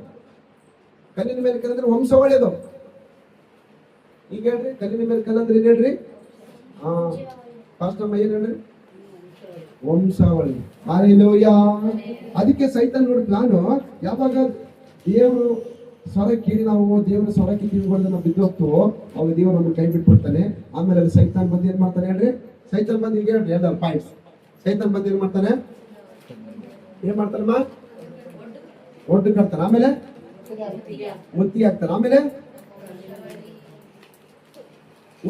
ನಮ್ಮನ್ನ, ನಮ್ಮ ಮನೆಯವ್ರನ್ನ, ಮಕ್ಕಳನ್ನ ಎಲ್ಲರನ್ನ ನಿರ್ಮೂಲ ಮಾಡಿಬಿಡ್ತಾನೆ. ಆಮೇಲೆ ಕಲ್ಲಿನ ಮೇಲೆ ಕಲ್ಲು ನಿಲ್ಲದಂತೆ, ಇನ್ನಾಯ್ತು ನಮ್ಮ ವಂಶಾವಳಿ ನಿಲ್ದಂಗ ಟೋಟಲ್ ಆಗಿ ಕಟ್ ಮಾಡಿ ಬಿಸಾಕ್ಬಿಡ್ತಾನೆ. ಕಲ್ಲಿನ ಮೇಲೆ ಕಲ್ಲು ನಿಲ್ದಂಗ ಬೀಳಿಸ್ಬಿಡ್ತಾನೆ. ಅಂತ ದಿನಗಳು ಬರ್ತಾವೆ ಮುಂದೆ, ಮುಂದೆ ಬರ್ತವೆ. ಆ ದಿನಗಳು ಬರೋದಕ್ಕೆ ಮುಂಚಿತವಾಗಿ ಏನಾಗಬೇಕು? ಒಂದು ತೀರ್ಮಾನ. ಹಾಲೆಲೂಯಾ. ಒಂದು ತೀರ್ಮಾನ ತೆಗೆದುಕೋಬೇಕು. ಆ ತೀರ್ಮಾನ ತೆಗೆದುಕೊಂಡಾಗ ದೇವರು ನಮ್ಮ ಪಕ್ಷವಾಗಿರ್ತಾರೆ. ಅಂತ ಸಮಯಗಳು ಬಂದ್ರು ಕೂಡ, ಅಂತ ಸಂದರ್ಭ ಬಂದ್ರು ಕೂಡ, ಅಂತ ಸೋದರಗಳು ಬಂದ್ರು ಕೂಡ ಅದರಲ್ಲಿ ಬೀಳದಂತೆ ಒಂದು ವೇಳೆ ಬಿದ್ದರೂ ಕೂಡ ಕೈ ಹಿಡಿದು ತಿರುಗಿ ದೇವರು ನಮ್ಮ ಮೇಲೆ ಕೆಪ್ಪಿಸಿ ದೇಹಕ್ಕೆ ಬೇಕಾದ ಬಲ, ಶಕ್ತಿ, ಆ ಜ್ಞಾನ, ವಿವೇಕ ಕೊಟ್ಟು ದೇವರು ನಮ್ಮ ನಡೆಸ್ತಾನೆ. ಆ ಸಮಯಕ್ಕೆ ಬೇಕಾದಂತ ಪ್ರತಿ ಸವಲತ್ತನ್ನು ದೇವರು ಒದಗಿಸಿಕೊಡ್ತಾನೆ. ಯಾವಾಗ ನಾವು ಈಗಿನಿಂದಲೇ ಭಯಭಕ್ತಿಯಲ್ಲಿ ಮುಂದುವರೆದಾಗ, ದೇವರಿಗೆ ನಾವು ಹತ್ತಿರವಾಗಿ ಜೀವಿಸಿ ದೇವರ ವಾಕ್ಯ ಪ್ರಕಾರ ನಡೆಯುವಾಗ, ಮುಂದೆ ಇದೇ ವಂಶ ನಿರ್ವಂಶವಾಗುವಂತ ಪರಿಸ್ಥಿತಿಗಳು ಬಂದರೂ ಕೂಡ ನಮ್ಮ ಕಲ್ಲಿನ ಮೇಲೆ ಕಲ್ಲು ನಿಲ್ಲದಂತೆ, ನಮ್ಮ ವಂಶಗಳು ಬೆಳಗದಂತೆ ಅವ್ರು ಕಟ್ ಮಾಡಕ್ಕೆ ಎಷ್ಟು ಪ್ರಯತ್ನ ಮಾಡಿದ್ರು ಕೂಡ ದೇವರು ನಮ್ಮ ಪಕ್ಷವಾಗಿರುವಾಗ ಅವನು ನಮ್ಮ ಹತ್ತಿರ ಕೂಡ ಬರಲ್ಲ. Hallelujah, hallelujah. ಇದು ಅರ್ಥ ಆಯ್ತಾ? ಎಲ್ಲರಿಗೆ ಅರ್ಥ ಆಯ್ತಾ? ಈ ವಿಷಯದಲ್ಲಿ ಇದು ಆಗ್ಬೇಕಂದ್ರೆ ನಾವೇನ್ ಮಾಡ್ಬೇಕಲ್ಲ, ನಮ್ಮ ವಂಶಾವಳಿ ನಾನಾದ್ಮೇಲೆ ನನ್ನ ಮಗ ಆದ್ಮೇಲೆ ನನ್ನ ಮೊಮ್ಮಗ ನೆಕ್ಸ್ಟ್ ಆ ತರ ಇಲ್ಲ. ಬೆಳವಣಿಗೆ ಆಗ್ಬೇಕು, ವಂಶಾವಳಿ ಅಭಿವೃದ್ಧಿ ಆಗ್ಬೇಕಂದ್ರೆ ಏನ್ ಮಾಡ್ಬೇಕು? ನಾನು ಕರೆಕ್ಟಾಗಿ ಬುನಾದಿ ಕರೆಕ್ಟಾಗಿ ಇರ್ಬೇಕು. ಆ ಬುನಾದಿ ಕರೆಕ್ಟ್ ಇದ್ರೆ ಅದ್ರ ಮೇಲೆ ತರಗಳು ಇದಾಗ್ತವೆ. ಮತ್ತೆ ನಾವೇ ಕರೆಕ್ಟ್ ಆಗಿಲ್ಲ ಅಂದ್ರೆ ಆ ತರಗಳು ಹೆಂಗಿರ್ತವೆ? ಅದು ಮನೆಯಾಗಿ ಹೆಂಗ್ ಮಾರ್ಪಾಡಾಗ್ತದೆ? ಇನ್ನೊಬ್ಬರಿಗೆ ಆಶ್ರಯವಾಗಿ ಹೆಂಗಿರ್ತದೆ? ಮುಂದೆ ಈ ಕಲ್ಲಿನ ಮೇಲೆ ಕಲ್ಲು ನಿಲ್ಲದಂತೆ ಬೀಳಿಸುವಂತ ಪರಿಸ್ಥಿತಿಗಳು ಬರ್ತಾವ. ಸೈತಾನಗಳು ಅದಕ್ಕೋಸ್ಕರ ಕಾಯ್ತಾ ಇದ್ದಾನೆ. ಯಾರು ನುಂಗಲ್ಲ, ಯಾರು ಬಿಡ್ಲಿ ಅಂತ ತಿರುಗಾಡ್ತಾ ಇದ್ದಾನೆ, ವೇಚ್ ಹಾಕಿಕೊಂಡು ತಿರುಗಾಡ್ತಾ ಇದ್ದಾನೆ. ಆ ವಿಷಯದಲ್ಲಿ ನಾವು ಬಹಳ ಜಾಗೃತರಾಗಿರ್ಬೇಕು. ಇವಾಗ ಚೆನ್ನಾಗಿದೆ ಪರಿಸ್ಥಿತಿಗಳು, ಮುಂದೆ ಪರಿಸ್ಥಿತಿ ಬಹಳ ಕಠಿಣ ಪರಿಸ್ಥಿತಿಗಳು ಬರ್ತಾವ ಮುಂದೆ. ಬಹಳ ಕಠಿಣ ಪರಿಸ್ಥಿತಿಗಳು. ಈಗ ಗೊತ್ತಲ್ಲ ನಿಮ್ಗೆ ಆಲ್ರೆಡಿ ಇದು ರಾಜಸ್ಥಾನದಲ್ಲಿ ಬರೀ 13 ವರ್ಷದ ಹುಡುಗಿನ 32 ಜನ ಅತ್ಯಾಚಾರ ಮಾಡಿದ್ದಾರೆ. ಮೋದಿ ಬಾಯಿ ಕೂತಾನೆ. ಅಲ್ಲೆಲ್ಲೂಯ್ಯ. ಪ್ರಧಾನಮಂತ್ರಿ ಅದೇ ಬಂದಿಲ್ಲ, ಅದ್ರ ಕುರಿತಾಗಿ ಮಾತಾಡಿಲ್ಲ. ಇಲ್ಲಿ ಸಭೆಗಳ ಮೇಲೆ ದಾಳಿ ನಡೀತಾರೆ, ಸಭೆಗಳ ಮೇಲೆ ದಾಳಿ ನಡೀತಾರೆ, ವಿಶ್ವಾಸಗಳ ಮೇಲೆ ದಾಳಿ ನಡೀತಾರೆ, ಸೇವಕರ ಮೇಲೆ ದಾಳಿ ನಡೀತಾ ಇದ್ದಾರೆ. ಅದಕ್ಕೆ ರಾಜಕೀಯ ಎಲ್ಲ ಮೌನವಾಗಿರ್ತದೆ, ರಾಜಕೀಯ ಮೌನವಾಗಿರುತ್ತೆ. ಒಂದು ಕಠಿಣ ಪರಿಸ್ಥಿತಿಗಳು ಬರ್ತವೆ. ಬರುವಾಗ ನೀನು ನಿಂತ್ಕೋಬೇಕಂದ್ರೆ, ನಿನ್ನ ವಂಶವಾಗಿ ನಿಂತ್ಕೋಬೇಕಂದ್ರೆ ನೀನೇನು ಮಾಡ್ಬೇಕು? ದೇವರು ಹೇಳಿದಂತೆ ದೇವರು ಸಮಾಧಾನದ ಮಾತುಗಳು ಹೇಳುವಾಗ, ಈಗ ಧೈರ್ಯದ ಮಾತುಗಳು ಹೇಳುವಾಗ, ಬಲಪಡಿಸುವ ಮಾತುಗಳು ಹೇಳುವಾಗ, ಇದು ಸೋದನೆ ಬಿದ್ದಾಗ ಯಾವ ರೀತಿ ನೀನು ಉದ್ಧಾರ ಆಗ್ಬೇಕಂತ ಹೇಳಿ ನೀವು ತಿಳಿಸುವಾಗ ಅವುಗಳನ್ನ ನೀನು ಶೇಖರಣೆ ಮಾಡ್ಕೋಬೇಕು. ಸೇವ್ ಮಾಡಿಕೊಂಡು ಅದ್ರ ಪ್ರಕಾರ ನೀನು ಮೊಣಕಾಲಾಕಿ ಪ್ರಾರ್ಥನೆ ಮಾಡ್ಬೇಕು. ಪ್ರಾರ್ಥನೆ ಮಾಡಿದ್ರೆ ಇವಾಗ ಪಟ್ಟ ಪ್ರಯಾಸ, ಇವಾಗ ಹಾಕಿದ ಪ್ರಾರ್ಥನೆ ಧೂಪ, ಇವಾಗ ಹಾಕಿದ ಕಣ್ಣೀರು ಮುಂದೆ ಕಠಿಣ ದಿನಗಳು ಬರುವಾಗ ನಿನಗೆ ಅವರ ರಕ್ಷಾ ಕವಚವಾಗಿ ಮಾರ್ಪಾಡಾಗ್ತಾರೆ. ಆ ಸಮಯದಲ್ಲಿ ಆ ಸೈತಾನ ನಿನಗೆ ಒಡ್ಡಾಕಕ್ಕೂ ಬರಲ್ಲ, ಬುದ್ಧಿ ಹಾಕಕ್ಕೂ ಬರಲ್ಲ, ಅದೇ ರೀತಿ ನಿನ್ನ ವಂಶ ನಿರ್ವಂಶ ಮಾಡಕ್ಕೂ ಬರಲ್ಲ. ಅದೇ ರೀತಿಯಾಗಿ ನೆಕ್ಸ್ಟ್ ನಿನ್ನ ಕಲ್ಲಿನ ಮೇಲೆ ಕಲ್ಲು ನಿನ್ನ ವಂಶ ಮಾಡಿ ಅಭಿವೃದ್ಧಿ ಆಗಿರೋ ತಡೆಗಟ್ಟಕ್ಕೂ ಅವನಿಗೆ ಅವಕಾಶನೇ ಇರಲ್ಲ. ಯಾಕೆ ಹೇಳ್ರಿ? ನೀನು ದೇವರಿಗೆ ಹತ್ತಿರವಾಗಿದ್ದೀರಿ, ದೇವರಿಗೆ ಹತ್ತಿರವಾಗಿ ಜೀವಿಸ್ತಾ ಇರ್ತೀರ. ಅದು ಬೇಕು, ಅದನ್ನ ದೇವರು ಆಶಿಸ್ತಾನೆ. ಅದನ್ನ ನೀನು ಮಾಡ್ಬೇಕಂದ್ರೆ ಏನ್ ಮಾಡ್ಬೇಕು? ಇವತ್ತು ಒಂದು ತೀರ್ಮಾನ ತೆಗೆದುಕೊಳ್ಬೇಕು. ಹಲ್ಲೆಲೂಯಾ. ತೀರ್ಮಾನ ತೆಗೆದುಕೊಳ್ಬೇಕು. ಆ ವಿಷಯದಲ್ಲಿ ನಾವು ಒಂದು ವ್ಯಕ್ತಿ ನಿಮಗೆ ಪರಿಚಯ ಮಾಡ್ತೀವಿ. ಆ ವಿಷಯ ತೀರ್ಮಾನ ತೆಗೆದುಕೊಂಡ್ರೆ ದೇವರು ಏನೆಲ್ಲ ಆಶೀರ್ವಾದ ಮಾಡ್ತಾರೆ. ಹಲ್ಲೆಲೂಯಾ. ಎಲ್ಲೆಲ್ಲದ್ರಲ್ಲಮ್ಮ ಇಲ್ಲೇ ಇದ್ದೀರಾ? ಅರ್ಥ ಆಗ್ತಾ ಇದೆಯಾ? ಎಲ್ಲರಿಗೂ ವಾಕ್ಯ ಅರ್ಥ ಆಗ್ತಾ ಇದೆಯಾ? ತೀರ್ಮಾನ. ಇವತ್ತು ಇದುವರೆಗೆ ನೀವು ಏನ್ ತೀರ್ಮಾನ ತೆಗೆದುಕೊಂಡ್ರೆ ಗೊತ್ತಿಲ್ಲ. ಇವತ್ತು ನೀವು ವಿಶೇಷವಾದಂತ ಒಂದು ತೀರ್ಮಾನ ತೆಗೆದುಕೊಳ್ಬೇಕು. ಒಬ್ಬ ವ್ಯಕ್ತಿ ನಿಮಗೆ ತೋರಿಸ್ತೀನಿ. ಆ ವ್ಯಕ್ತಿ ಹೆಸರು ಏನ್ ಗೊತ್ತಾ? ದಾನಿಯೇಲ. ಯಾರು? ದಾನಿಯೇಲ. ದಾನಿಯೇಲ ಬಗ್ಗೆ ನಾವು ಕೇಳಿಬಿಟ್ಟಿವಿ ಆಗಲಿ ಪಾಸ್ಟ್ರೆ. ಮತ್ತೆ ಅದೇ ಸಿಂಹ ಆಗವಿ, ಅದೇ ಉಪವಾಸ ಪ್ರಾರ್ಥನೆ, ಅದೇ ದಾನಿಯೇಲ ಸಮಸ್ಯೆಗಳು ಎಲ್ಲ ವಿಷಯ ನಿಮಗೆ ಗೊತ್ತು. ಆದ್ರೆ ದೇವರು ಇವತ್ತು ದಾನಿಯೇಲ ದೇವರಿಗೆ ಮುಂದಿಡ್ತಾ ಇದ್ರೆ ದಾನಿಯೇಲ ವಿಷಯದಲ್ಲಿ ಕೆಲವೊಂದು ಮಾತುಗಳು ನಿಮಗೆ ತಿಳಿಸ್ಬೇಕಂತ ದೇವರು ಹೇಳಿದಾನೆ. ಅದಕ್ಕೋಸ್ಕರ ನಾನು ಅದನ್ನು ತಿಳಿಸಲು ನಾನು ಇಷ್ಟಪಡ್ತೇನೆ. ಹಲ್ಲೆಲೂಯಾ. ಸರಿ, ಓದ್ರಿ ದಾನಿಯೇಲ 6ನೇ ಅಧ್ಯಾಯ 28 ಫಾಸ್ಟ್ ಆಗಿ. 6ನೇ ಅಧ್ಯಾಯ 28.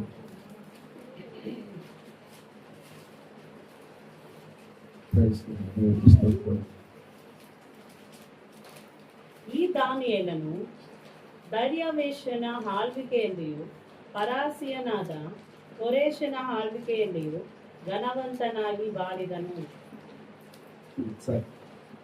ದಾನಿಯೇಲನು ದಾರ್ಯಾವೇಶನ ಕಾಲದಲ್ಲಿ ಮತ್ತೆ ಕೋರೇಶನ ಆಳ್ವಿಕೆಯಲ್ಲಿ ಘನವಂತನಾಗಿ ಬಾಳಿದನು. ಹಲ್ಲೆಲೂಯಾ. ಎಲ್ಲರೂ ಸಿಕ್ತ ತೆಗೆದ್ರ? ಇನ್ನೊಬ್ರು ಹೋದ್ರಿ? ಇನ್ನೊಬ್ರು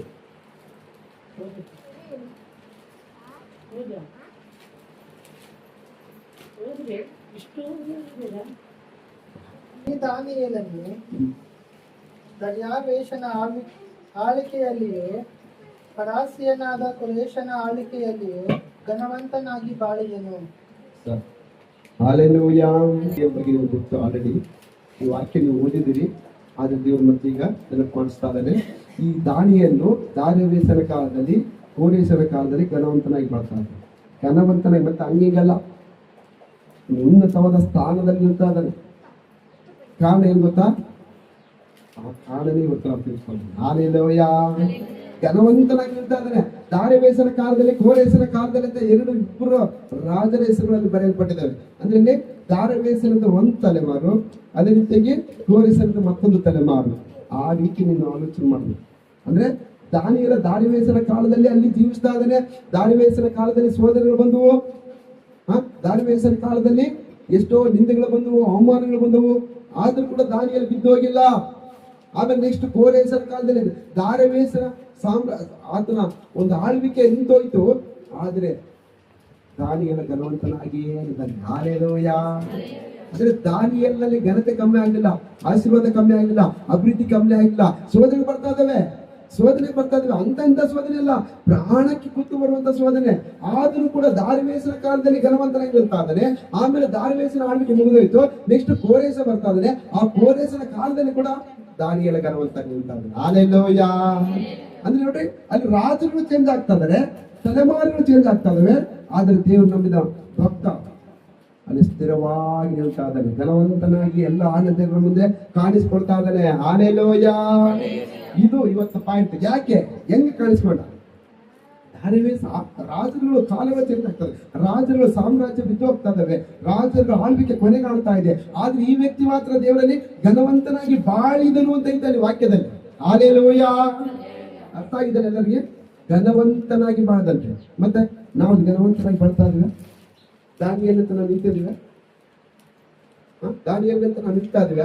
ಯಾಕೆ ನಿಲ್ತಾ ಇಲ್ಲ? ನಾವ್ಯಾಕೆ ಘನವಂತರಾಗಿ ನಿಲ್ತಾ ಇಲ್ಲ? ನಾವ್ಯಾಕೆ ಅಭಿವೃದ್ಧಿ ಆಗ್ತಾ ಇಲ್ಲ? ನಮ್ಮಲ್ಲಿ ಯಾಕೆ ಬೆಳವಣಿಗೆ ಇಲ್ಲ? ನಾವ್ಯಾಕೆ ಆಶೀರ್ವದಿಸಲ್ಪಡ್ತಾ ಇಲ್ಲ?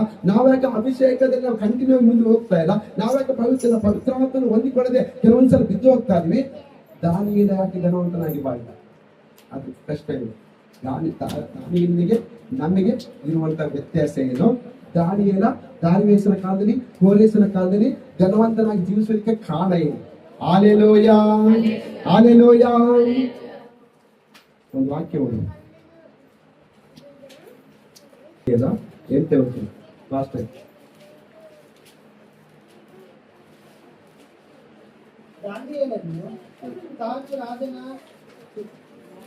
ದಾನಿಯೇಲನು ತಾನು ರಾಜನ ಭೋಜನಾ ಪದಾರ್ಥಗಳನ್ನು ತಿಂದು ರಾಜನು ಕುಡಿಯುವ ದ್ರಾಕ್ಷಾರಸವನ್ನು ಕುಡಿದು ತನ್ನನ್ನು ಅಶುದ್ಧ ಮಾಡಿಕೊಳ್ಳಬಾರದೆಂದು ನಿಶ್ಚಯಿಸಿ ಕಂಚುಕಿಯ ಅಧ್ಯಕ್ಷನಿಗೆ, ನಾನು ಅಶುದ್ಧನಾಗಲಾರೆ, ಕ್ಷಮಿಸಿ ಎಂದು ವಿಜ್ಞಾಪಿಸಿದಾಗ ದೇವರು ಕಂಚುಕಿಯರ ಅಧ್ಯಕ್ಷನ ಮನಸ್ಸಿನಲ್ಲಿ ದಾನಿಯೇಲನ ಮೇಲೆ ಕನಿಕರವನ್ನು, ದಯೆಯನ್ನು ಹುಟ್ಟಿಸಿದನು.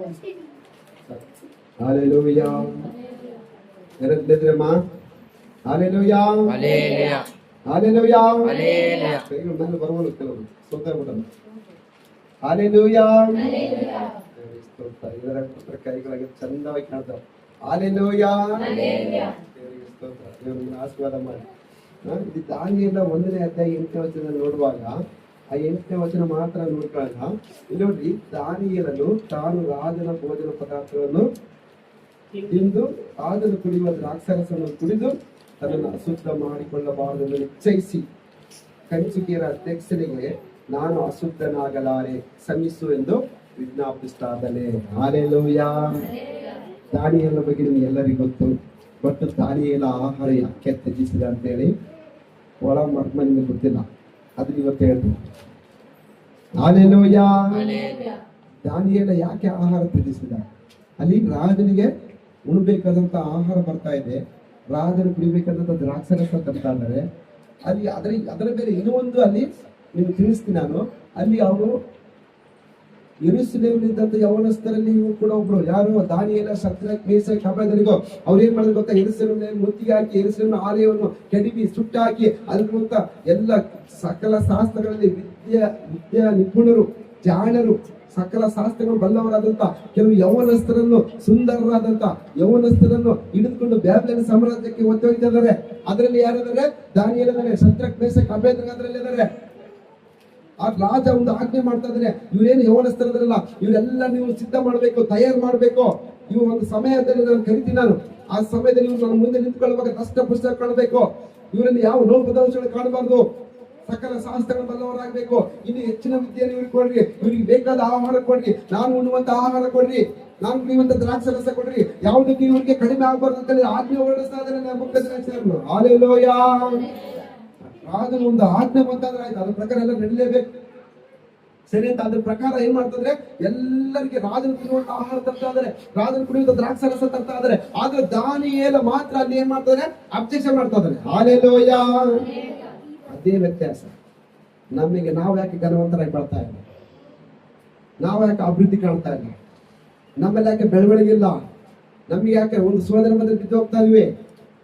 ನಾವ್ ಯಾಕೆ ಒಂದು ಸೋದರ ಬಂದ್ರೆ ಗುಣಗುಟ್ಟಿ ದೇವರನ್ನ ಪರೀಕ್ಷಿಸ್ತಾ ಇದೀವಿ? ಆದ್ರೆ ದಾನಿಯೇಲ ಯಾಕೆ ಬಿದ್ದೋಗಿಲ್ಲ? ದಾನಿಯೇಲ ಅಲ್ಲಿ ನೋಡ್ರಿ, ಇಲ್ಲಿ 1ನೇ ವಚನ ನೋಡ್ತಾ ಇದೀವಿ ನಾವು, ಅಲ್ಲಿ 6ನೇ ವಚನ 28ರಲ್ಲಿ ಇರುತ್ತೆ, ದಾರಿವೇಶನ ಕಾಲದಲ್ಲಿ, ಕೋರೇಶನ ಕಾಲದಲ್ಲಿ ಘನವಂತನಾಗಿ ಬಾಳಿದಂತೆ. ಯಾಕೆ? ಏನಂತದಿತ್ತು ದಾನಿಯೇಲನಲ್ಲಿ? ಪರಿಶುದ್ಧತೆ ಇತ್ತು. ಇನ್ನೊಂದೇನ್ ಗೊತ್ತಾ? ಇಲ್ಲಿ ಪಾಯಿಂಟ್ ಇದೆ, ಇಲ್ಲೊಂದು ಪಾಯಿಂಟ್ ಇದೆ. ಏನ್ ಪಾಯಿಂಟ್ ಗೊತ್ತಾ? ಇದು ಹಾಲೆಲೂಯ. Hallelujah. ಅಂದ್ರೆ ರಾಜರು ತಿನ್ನುವಂತ ಆಹಾರ ಯಾಕೆ ಬೇಡ ಅಂತ, ಯಾಕೆ ಬೇಡ ಅಂದ್ರೆ ಅದು ಏನ್ ಮಾಡ್ತಾ ಇದ್ರು ಅಂತ ಗೊತ್ತಾ? ಬ್ಯಾಬಿಲೋನ್ ಸಾಮ್ರಾಜ್ಯದಲ್ಲಿ ಏನ್ ಮಾಡ್ತಾ ಇದ್ರು ಅಂದ್ರೆ ಅದು ಆಹಾರ, ರಾಜರು ತಿನ್ನುವಂತ ಆಹಾರ ರಾಜರಿಗೆ ಕೊಡೋದಕ್ಕಿಂತ ಮುಂಚಿತವಾಗಿ ಆ ಆಹಾರನ ಅಡಿಗೆ ಮಾಡಿ ಸೀದಾ ತಗೊಂಡೋಗಿ ಅವರ ದೇವತೆಗಳ ಹತ್ರ, ಬ್ಯಾಬಿಲೋನ್ ದೇವತೆ ಹತ್ರ, ಆ ಫೋಟೋದ ಆ ವಿಗ್ರಹದ ಹತ್ರ ಇಟ್ಟು ಏನ್ ಮಾಡ್ತಾ ಇದ್ರು? ಪೂಜೆ ಮಾಡ್ತಾ ಇದ್ರು. ಫಸ್ಟು ಧೂಪ ಆರತಿ ಹಾಕಿ ಪೂಜೆ ಮಾಡಿ ಆರಾಧಿಸಿ ಪ್ರಾರ್ಥಿಸಿ ಆಮೇಲೆ ನೆಬೂಕದ್ನೆಚ್ಚರಿಗೆ ಕೊಡ್ತಾ ಇದ್ರಂತೆ. ಆಮೇಲೆ ನೆಬೂಕದ್ನೆಚ್ಚರ ಆಮೇಲೆ ಆ ನೆಬೂಕದ್ನೆಚ್ಚರನ ಆಹಾರ ಯಾರ್ಯಾರಿಗೆ ಕೊಡ್ಬೇಕೋ ಅವರೆಲ್ಲರಿಗೂ ಕೊಡ್ತಾ ಇದ್ರಂತೆ. ಆ ವಿಷಯವನ್ನು ಯಾರು ಗ್ರಹಿಸ್ತಾ ಇದ್ರು ಗೊತ್ತಾ? ದಾನಿಯೇಲ ಗ್ರಹಿಸ್ತಾ ಇದ್ದಾರೆ. ಹಾಲೆಲೂಯ. ನೋಡಿ, ರಾಜನು ತಿನ್ನುವಂತ ಆಹಾರ ತಿಂದು ರಾಜನು ಕೊಡುವಂತ ದ್ರಾಕ್ಷರಸ ಕುಡಿದು ನಾನು ಅಶುದ್ಧನಾಗಲಾರೆ ಅಂತ ಹೇಳ್ತಾ ಇದ್ದಾನೆ. ಅಂದ್ರೆ ಆಹಾರ ತಿಂದ್ರೆ ಅಶುದ್ಧತೆ ಬರ್ತದೆ ಅಂತ ಹೇಳಿ ಯಾರಿಗೆ ಗೊತ್ತಾಯ್ತು? ದಾನಿಯೇಲನಿಗೆ ಗೊತ್ತಾಯ್ತು. Hallelujah, hallelujah. ನೋಡಿ, ನಾವು ಕೆಲವೊಂದು ಸಲ ನಾವು ಕೆಲವೊಂದು ವಿಷಯಗಳಲ್ಲಿ ಬಹಳ ಜಾಗರೂಕರಾಗಿರ್ಬೇಕು, ಬಹಳ ಎಚ್ಚೆತ್ತುಕೊಳ್ಬೇಕು, ಬಹಳ ಎಚ್ಚೆತ್ತುಕೊಳ್ಬೇಕು. ಕೆಲವೊಂದು ಸಲ ನಾವು ಏನೋ ಒಂದು ವಸ್ತುವಾಗಿರಲಿ, ಒಂದು ಆಹಾರ ಆಗಿರ್ಲಿ, ಯಾವುದೋ ಒಂದು ವಿಷಯದಲ್ಲಿ ಆಗಿರ್ಲಿ, ದೇವರ ಒಂದು ಪರ್ಮಿಷನ್ ಕೇಳಬೇಕು. ಕೆಲವೊಂದು ಸಲ ದೇವರ ಚಿತ್ತ ಐತಾ ಇಲ್ಲ ನಾವು ತಿಳ್ಕೊಳ್ಬೇಕು. ಮದುವೆ ಮಾಡೋ ವಿಷಯದಲ್ಲಾಗಿರ್ಲಿ, ಮನೆ ಕಟ್ಟುವ ವಿಷಯದಲ್ಲಾಗಿರ್ಲಿ, ಅಥವಾ ಸಾಲ ತೆಗೆದುಕೊಳ್ಳುವ ವಿಷಯದಲ್ಲಾಗಿರ್ಲಿ, ಯಾವುದೇ ವಿಷಯ ಆಗಿರ್ಲಿ, ಫಸ್ಟ್ ದೇವರ ಚಿತ್ತ ಏನೈತೆ ಫಸ್ಟ್ ಮೊಣಕಾಲು ಹಾಕಿ ಪ್ರಾರ್ಥನೆ ಮಾಡಿ ಹೋಗ್ಬೇಕು ನಾವು. ನೋಡಿ, ದಾನಿಯೇಲ ಪ್ರಾರ್ಥನೆಯಲ್ಲಿದ್ದ, ದಾನಿಯೇಲ ಭಯಭಕ್ತಿಯಲ್ಲಿದ್ದ, ಪರಿಶುದ್ಧತೆಯಲ್ಲಿದ್ದ. ಹಂಗಾಗಿ ಆ ಸಮಯದಲ್ಲಿ ದೇವರು ಗ್ರಹಿಕೆ ಕೊಡ್ತಾ ಇದ್ದಾನೆ, ಆ ಜ್ಞಾನ ಕೊಡ್ತಾ ಇದ್ದಾನೆ. ಅದನ್ನ ತಿನ್ಬಾರ್ದು ಅಂತೇಳಿ ದೇವರ ಆಲೋಚನೆ ಕೊಡ್ತಾ ಇದ್ದಾನೆ. ಆ ಕ್ಷಣದಲ್ಲಿ ಅದನ್ನ ನಾನು ತಿಂದು ನಾನು ಅಶುದ್ಧನಾಗಲಾರೆ ಅಂತ ಹೇಳ್ತಾ ಇದ್ದಾನೆ. Hallelujah, hallelujah. ಯಾಕೆ ಅಂದ್ರೆ ನಾನು ಹೇಳಿದೆಲ್ಲ, ಕೆಲವೊಂದು ಸಲ ನಾವು ಕೂಡ ಕೆಲವೊಂದು ವಿಷಯಗಳಲ್ಲಿ ಜಾಣರಾಗಿರ್ಬೇಕು, ಕೆಲವೊಂದು ವಿಷಯಗಳಲ್ಲಿ ಜಾಣರಾಗಿ. ಈ ವಿಷಯದಲ್ಲಿ ನಮಗೆ ಗೊತ್ತಿದ್ದರೆ ಒಬ್ರು ಬಿದ್ದೋಗಿದ್ದಾರೆ, ನಮಗೆ ಗೊತ್ತಿದ್ದರೆ ಒಬ್ರು ಬಿದ್ದೋಗಿದ್ರು. ಇವಾಗ ದೇವರು ಎತ್ತುತ್ತಾ ಇದ್ದಾನೆ. ಅವ್ರಿಗೆ ಮನೆಗೆ ಹೋಗಿ ಹೇಳಿ ಬಂದ್ವಿ ಏನಂತ, ಅವರು ಸಂಬಂಧಿಕರಲ್ಲಿ ಅವ್ರ ಸಿಸ್ಟರ್ಗೆ ಮದುವೆ ಮಾಡಿದ್ರು. ಅವ್ರ ಸಿಸ್ಟರ್ಗೆ ಮದುವೆ ಮಾಡಿದಾಗ ಮನೆಗೆ ಹೋಗಿ ಹೇಳಿ ಬಂದ್ವಿ, ಅದು ಮಾಡಬಾರ್ದು, ನೀವು ಟೀಚರ್ಸ್ ಅಂತ ಅಂದ್ವಿ, ನಿಮ್ಮ ಮನೆಯಲ್ಲಿ ಇಂತ ಮದುವೆ ಆಗಬಾರ್ದು ಅಂತ ಹೇಳಿ ಬಂದ್ವಿ. ಆದ್ರೆ ಅವರು ಅವ್ರಿಗೆ ಮಾತು ಅವ್ರು ಕೇಳಿಲ್ಲ. ಮನೆ ಯಜಮಾನ್ರು ಅವ್ರ ಚಿಕ್ಕಪ್ಪನ ಮಾತು ಅವ್ರಿಗೆ ಮಾತು ಕೇಳಿ ಮದುವೆ ಮಾಡ್ಬಿಟ್ರು. ಅದ್ರಾಗ ಅವ್ರ ಮನೆಯಲ್ಲಿ ಆ ಹುಡುಗಿ ಒಂದೇ ಟೀಚರ್ಸ್ ಹೇಳ್ತಾರೆ. ಲಾಸ್ಟ್ಗೆ ಆ ಹುಡುಗಿ ಹೇಳಿ ಹೇಳಿ ಸಾಕು ಮಾಡ್ತಿದ್ದ. ಆ ಹುಡುಗಿ ಕೂಡ ಏನ್ ಮಾಡಿದ್ವಿ ಗೊತ್ತಾ, ಅವ್ರ ಮದುವೆಯಲ್ಲಿ ಏನು ಕೂಡ ಸಂಭ್ರಮ ಸಂತೋಷ ಹ್ಯಾಪಿಯಾಗಿ ಅದ್ರಲ್ಲಿ ಹ್ಯಾಪಿಯಾಗಿ ಭಾಗವಹಿಸಿದ್ಲು. ಆಮೇಲೆ ಆ ಮೂಮೆಂಟ್ ಅಲ್ಲಿ ನೋಡ್ರಿ, ಆ ಆನಂದದಲ್ಲಿ ಆ ಸಂತೋಷದಲ್ಲಿ ನಮ್ಮ ಅಕ್ಕನ ಮದುವೆ ಚೆನ್ನಾಗಿ ಆಗ್ತಾ ಇದೆ, ಏನು ಕೊರತೆ ಇಲ್ಲ, ಏನು ತೊಂದರೆ ಇಲ್ಲ, ದೇವ್ರು ಎಲ್ಲ ಸಮಾಧಾನ ಕೊಡ್ತಾರೆ ಅಂತೇಳಿ ಆ ಸಮಯದಲ್ಲಿ ಏನ್ ಭುಜಿಸಿದಾಳು, ಏನ್ ತಿಂದಿದ್ದಾಳು ನಮಗೆ ಗೊತ್ತಿಲ್ಲ. ಆದ್ರೆ ಅದ್ರ ವಿಷಯ ನಾವು ಎಚ್ಚರಿಸ್ತಾನೇ ಬಂದ್ವಿ.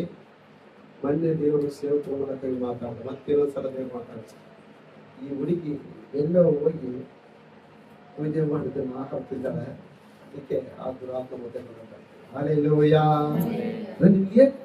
ಅದಕ್ಕೆ ಟ್ಯಾಲಿ ಮಾಡಿ ಹೇಳ್ತದೆ. ಯಾರನ್ನ ನಾನು ಟೀಕೆ ಮಾಡ್ತಾ ಇಲ್ಲ, ಯಾರನ್ನ ಅಬ್ಜೆಕ್ಷನ್ ಮಾಡ್ತಾ ಇಲ್ಲ. ಅಂದ್ರೆ ಅದಕ್ಕೆ ಉತ್ತರ ನಿಮಗೆ ಜ್ಞಾನಕ್ಕೆ ಬರಲಿ ಅಂತೇಳಿ.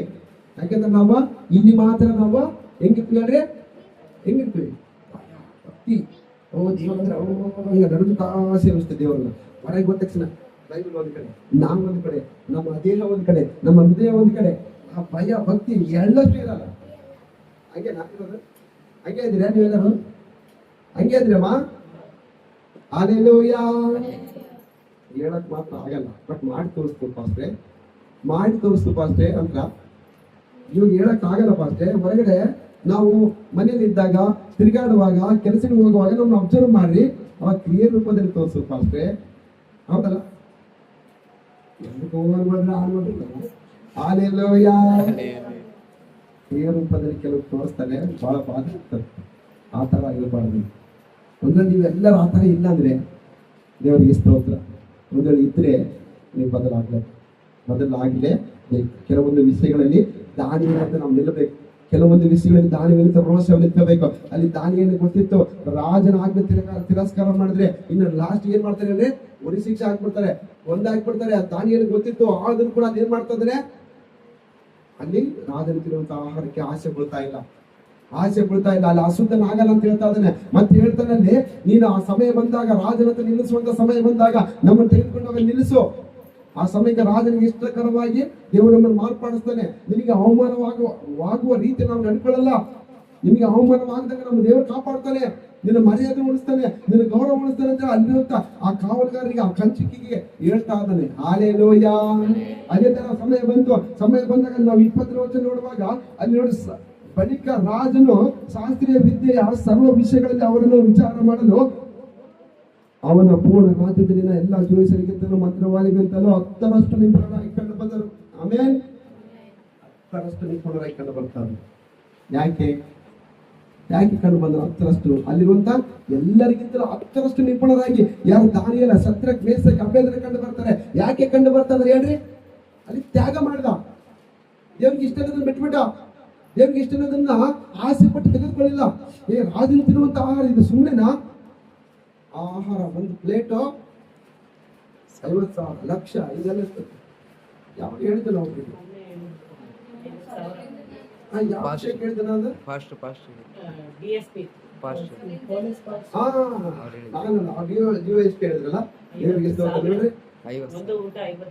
ಒಂದು ಊಟ 50,000 ಯಾಕೆ ಹೇಳಿ? ನಾವಂತ ಕೇಳಿವಿ ಅಷ್ಟೇ. ಅವ್ರು ಬದಲಾಗಿದ್ದು ಊಟ ಮಾಡಿ ಬಂದರು. ಅವರು ಮುಖ್ಯಮಂತ್ರಿಗಳ ಜೊತೆ, ಅದೇ ರೀತಿಯಾಗಿ ರಾಜಕೀಯ ವ್ಯಕ್ತಿಗಳ ಜೊತೆ, MLA MP ಗಳ ಜೊತೆ ಅವ್ರು ತಿರುಗಾಡುವಾಗ ಅವ್ರು ಏನು ಭೋಜನ ಮಾಡ್ತಾರಲ್ಲ, ಅದೇ ಆಹಾರ ಇವ್ರಿಗೆ ಕೂಡ 50,000 ಪ್ಲೇಟ್ ಅಂತ. ಎಂತ ಆಹಾರ ಊಹೆ ಮಾಡ್ಕೊಳ್ರಿ. ನಮಗೆ ಹಾಲೆಲೂಯಾ, 50,000 ಪ್ಲೇಟ್ ಸುಮ್ಮನೆನಾ? ಮತ್ತೆ ರಾಜನ್ ತಿನ್ನುವಂತ ಆಹಾರ ಮತ್ತೆ ಅದು ಬೆಲೆ ಇದ್ದಿಲ್ಲ. 50,000 ಅಲ್ಲ, ಇನ್ನೂ ಜಾಸ್ತಿನೇ ಇತ್ತು ಬೆಲೆ. ಮತ್ತೆ ಅದಕ್ಕೆ ದಾನಿಯೇಲ ಆಸೆ ಪಡ್ಬೋದಾಗಿತ್ತಲ್ಲ, ಶದ್ರಕ್, ಮೇಷಕ್, ಅಬೇದ್ನೆಗೋ ಆಸೆ ಪಡ್ಬೋದಾಗಿತ್ತಲ್ಲ. ಅದೇ ಸ್ಥಾನದಲ್ಲಿ ನಾವಿದ್ದಿದ್ರೆ, ಅದೇ ಸ್ಥಾನದಲ್ಲಿ ಇದ್ದಿದ್ರೆ, ಅದೇ ಸ್ಥಾನದಲ್ಲಿ ನೀವು ಇದ್ದಿದ್ರೆ ಏನ್ ಮಾಡ್ತಾ ಇದ್ರಿ?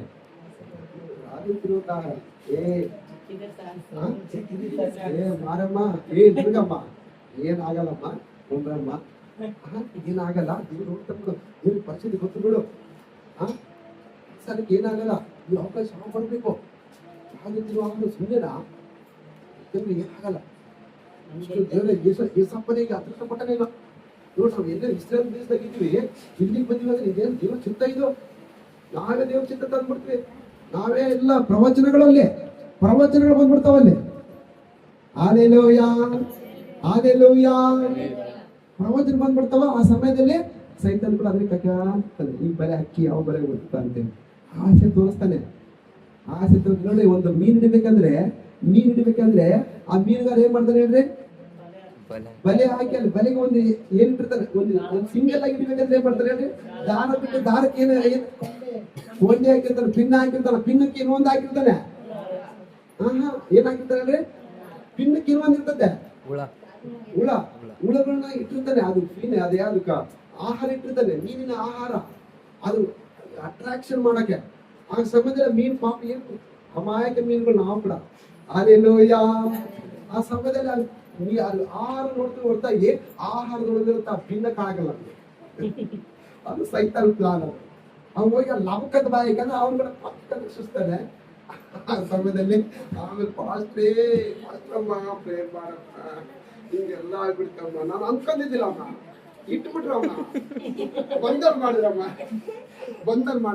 ಏನ್ ಮಾಡಲಮ್ಮ, ಪ್ರೇರ್ ಮಾಡಮ್ಮ. ಅವ್ರು ಏದನೆ ಫಾಸ್ಟ್ ಅಮ್ಮ, ಆ ಬಾಧೆ ನಮಗೆ ಬರಲ್ಲ, ಬಟ್ ನಿಮ್ಮನ್ನ ನಂಬಿಕೆ ಬಂದ್ಬಿಡ್ತಾರೆ. ಅಂತ ಸ್ಥಿತಿ ಎಷ್ಟೋ ಜನ ಈ ಮಾತು ಅರಿತೀವಿ. ಎಷ್ಟೋ ಜನ ನಾನು ಬಂದು ಪ್ರೇಯರ್ ಮಾಡ್ಸ್ಕೊಂಡು ಹೋಗಿದ್ದೀನಿ. ನಿಮ್ಮನ್ನ ನಮಗೆ ಕೂಡ ಆಗ್ಬಂದ್ಬಿಡ್ತು. ಯಾಕಪ್ಪ ಇನ್ನೂ ಬದಲಾಗ್ಬಾರ್ದು? ಹೆಂಗ್ ಬರ್ತದೆ ಗೊತ್ತಾ? ಯಾಕೆ ಈ ಜನ ಇನ್ನೂ ಬದಲಾಗ್ಬಾರ್ದು? ಯಾಕೆ ಇನ್ನ ದೇವ್ರು ಹಾಕಿ ಕೇಳ್ತಾರೆ? ಯಾಕೆ ಒಂದು ಕಿಲೋ ಬಿಡ್ತಾರೆ? ಇನ್ಯಾವ ಬದಲಾಗ್ತಾರೆ? ಇನ್ನೇ ಎಷ್ಟು ವಾಕ್ಯ ಬೇಕು ದೇವ್ರು ಇವರಿಗೆ? ಸತ್ಯವೇದನೆ ಮಗಲಲ್ಲಿ ಐತೆ, ಆದ್ರೂ ನಾವು ಬದಲಾಗ್ತಾ ಇಲ್ಲ. ಹಾಲೆಲೂಯಾ. ನಾನೇನು ಹೇಳ್ತಾ ಇದ್ದೇನಮ್ಮ, ಇವತ್ತು ಬಹಳ ವಿಷಯ ಇತ್ತು ಹೇಳೋದು. ಎಲ್ಲೆಲ್ಲೋ ಹೋಗ್ಬಿಡ್ತು. ದೇವರಿಗೆ ಸ್ತೋತ್ರ. ಬಟ್ ಇದರಲ್ಲಿ ದಾನಿಯೇಲ ಒಂದು ತೀರ್ಮಾನ ತೆಗೆದುಕೊಳ್ತಾರೆ. ಯಾವ ತೀರ್ಮಾನ ತೆಗೆದುಕೊಳ್ತಾರೆ ಹೇಳ್ರಿ? ಏನ್ ತೀರ್ಮಾನ ತೆಗೆದುಕೊಳ್ತಾರೆ? ಓದಲು ನಾನು ಅಸ್ವಸ್ಥನಾಗಲ್ಲ. ಮತ್ತೆ ನಮಗೆ ಕೂಡ ಕೆಲವೊಂದ್ಸಲ ದೇವರ ಪರೀಕ್ಷೆಗಳು ಕೆಲವೊಂದ್ಸಲ ಅದು ನಾವೇನ್ ಮಾಡ್ತೀವಿ? ಓದುವಾಗಲೇ ದೇವರು ಎಚ್ಚರಿಸ್ತಾನೆ. ಎಷ್ಟೋ ಜನ ಬಿದ್ದರೆ ಬಿಟ್ರೆ ಬರೀ ಒಬ್ರ ವಿಷಯವಾಗಿ ಹೋದಾಗ ಮಾತಾಡಿಲ್ಲ, ನೀವು ಅನ್ಕೊಂಡ್ರೆ ಹಂಗ ಎಷ್ಟು ಜನ ಬಿದ್ದೋಗಿದ್ರೆ ಗೊತ್ತಾ? ಈ ಹೆಸರು ಹೇಳ್ಬಿಡ್ತೀಲ್ಲ ಹಂಗೆ. ಹಾಲೆಲೂಯಾ. ಏನ್ ಮಾಡೋಣ ಆ ಕ್ವಶನಿಗೆ ನಮ್ಗೆ ಉತ್ತರನೇ ಇರಬೇಕಲ್ಲ ಆ ಸಂದರ್ಭದಲ್ಲಿ. ಹಂಗ ಮಾಡ್ತಾಯಿದ್ದೀವಿ ನಾವು, ದೇವರಿಗೆ ದೂರ ಆಗಿ ಹೋಗ್ತಾ ಇದ್ದೀವಿ. ಕಠಿಣ ದಿನಗಳ ಮುಂದೆ ಭಾರಿ ಕಠಿಣ ದಿನ, ಇಂಥ ದಿನಗಳಲ್ಲ. ಉದಾರ ಹಾಲೆಲೂಯಾ. ಅಲ್ಲ, ಕ್ರಿಶ್ಚಿಯನ್ ನಾವು ದೇವ್ರ ನಮ್ಮ ಮಕ್ಕಳೆಲ್ಲ ದೀಕ್ಷಣ ತಿಳ್ಕೊಂಡಿದ್ದಾರೆ. ದೀಕ್ಷಣ ತಿಳ್ಕೊಂಡು ಸ್ವಲ್ಪ ಜ್ಞಾನ ವಿವೇಕ ಅದ್ ನಾವು ಆಲೋಚನೆ ಮಾಡ್ಬೇಕಲ್ಲ.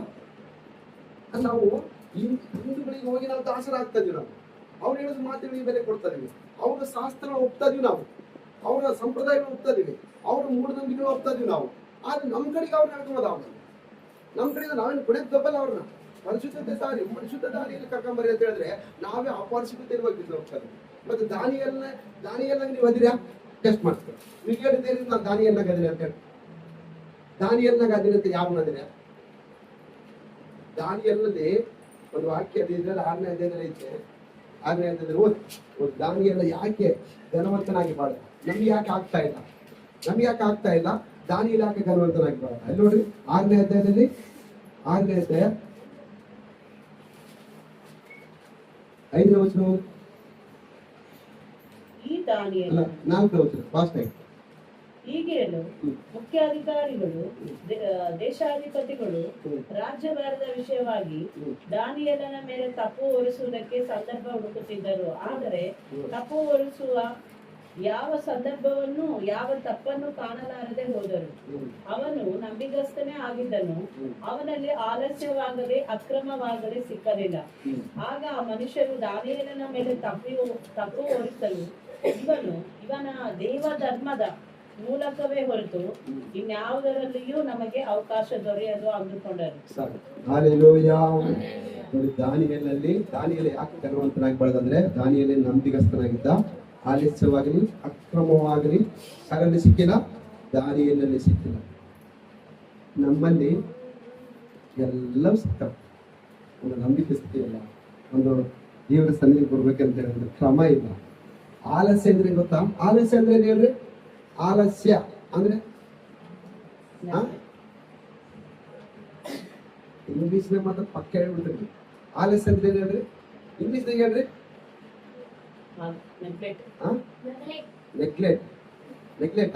ನೆಗ್ಲೆಕ್ಟ್ ಅಂದ್ರೆ ತಿರಸ್ಕಾರ. ಆಲಸ್ಯ ಅಂದ್ರೆ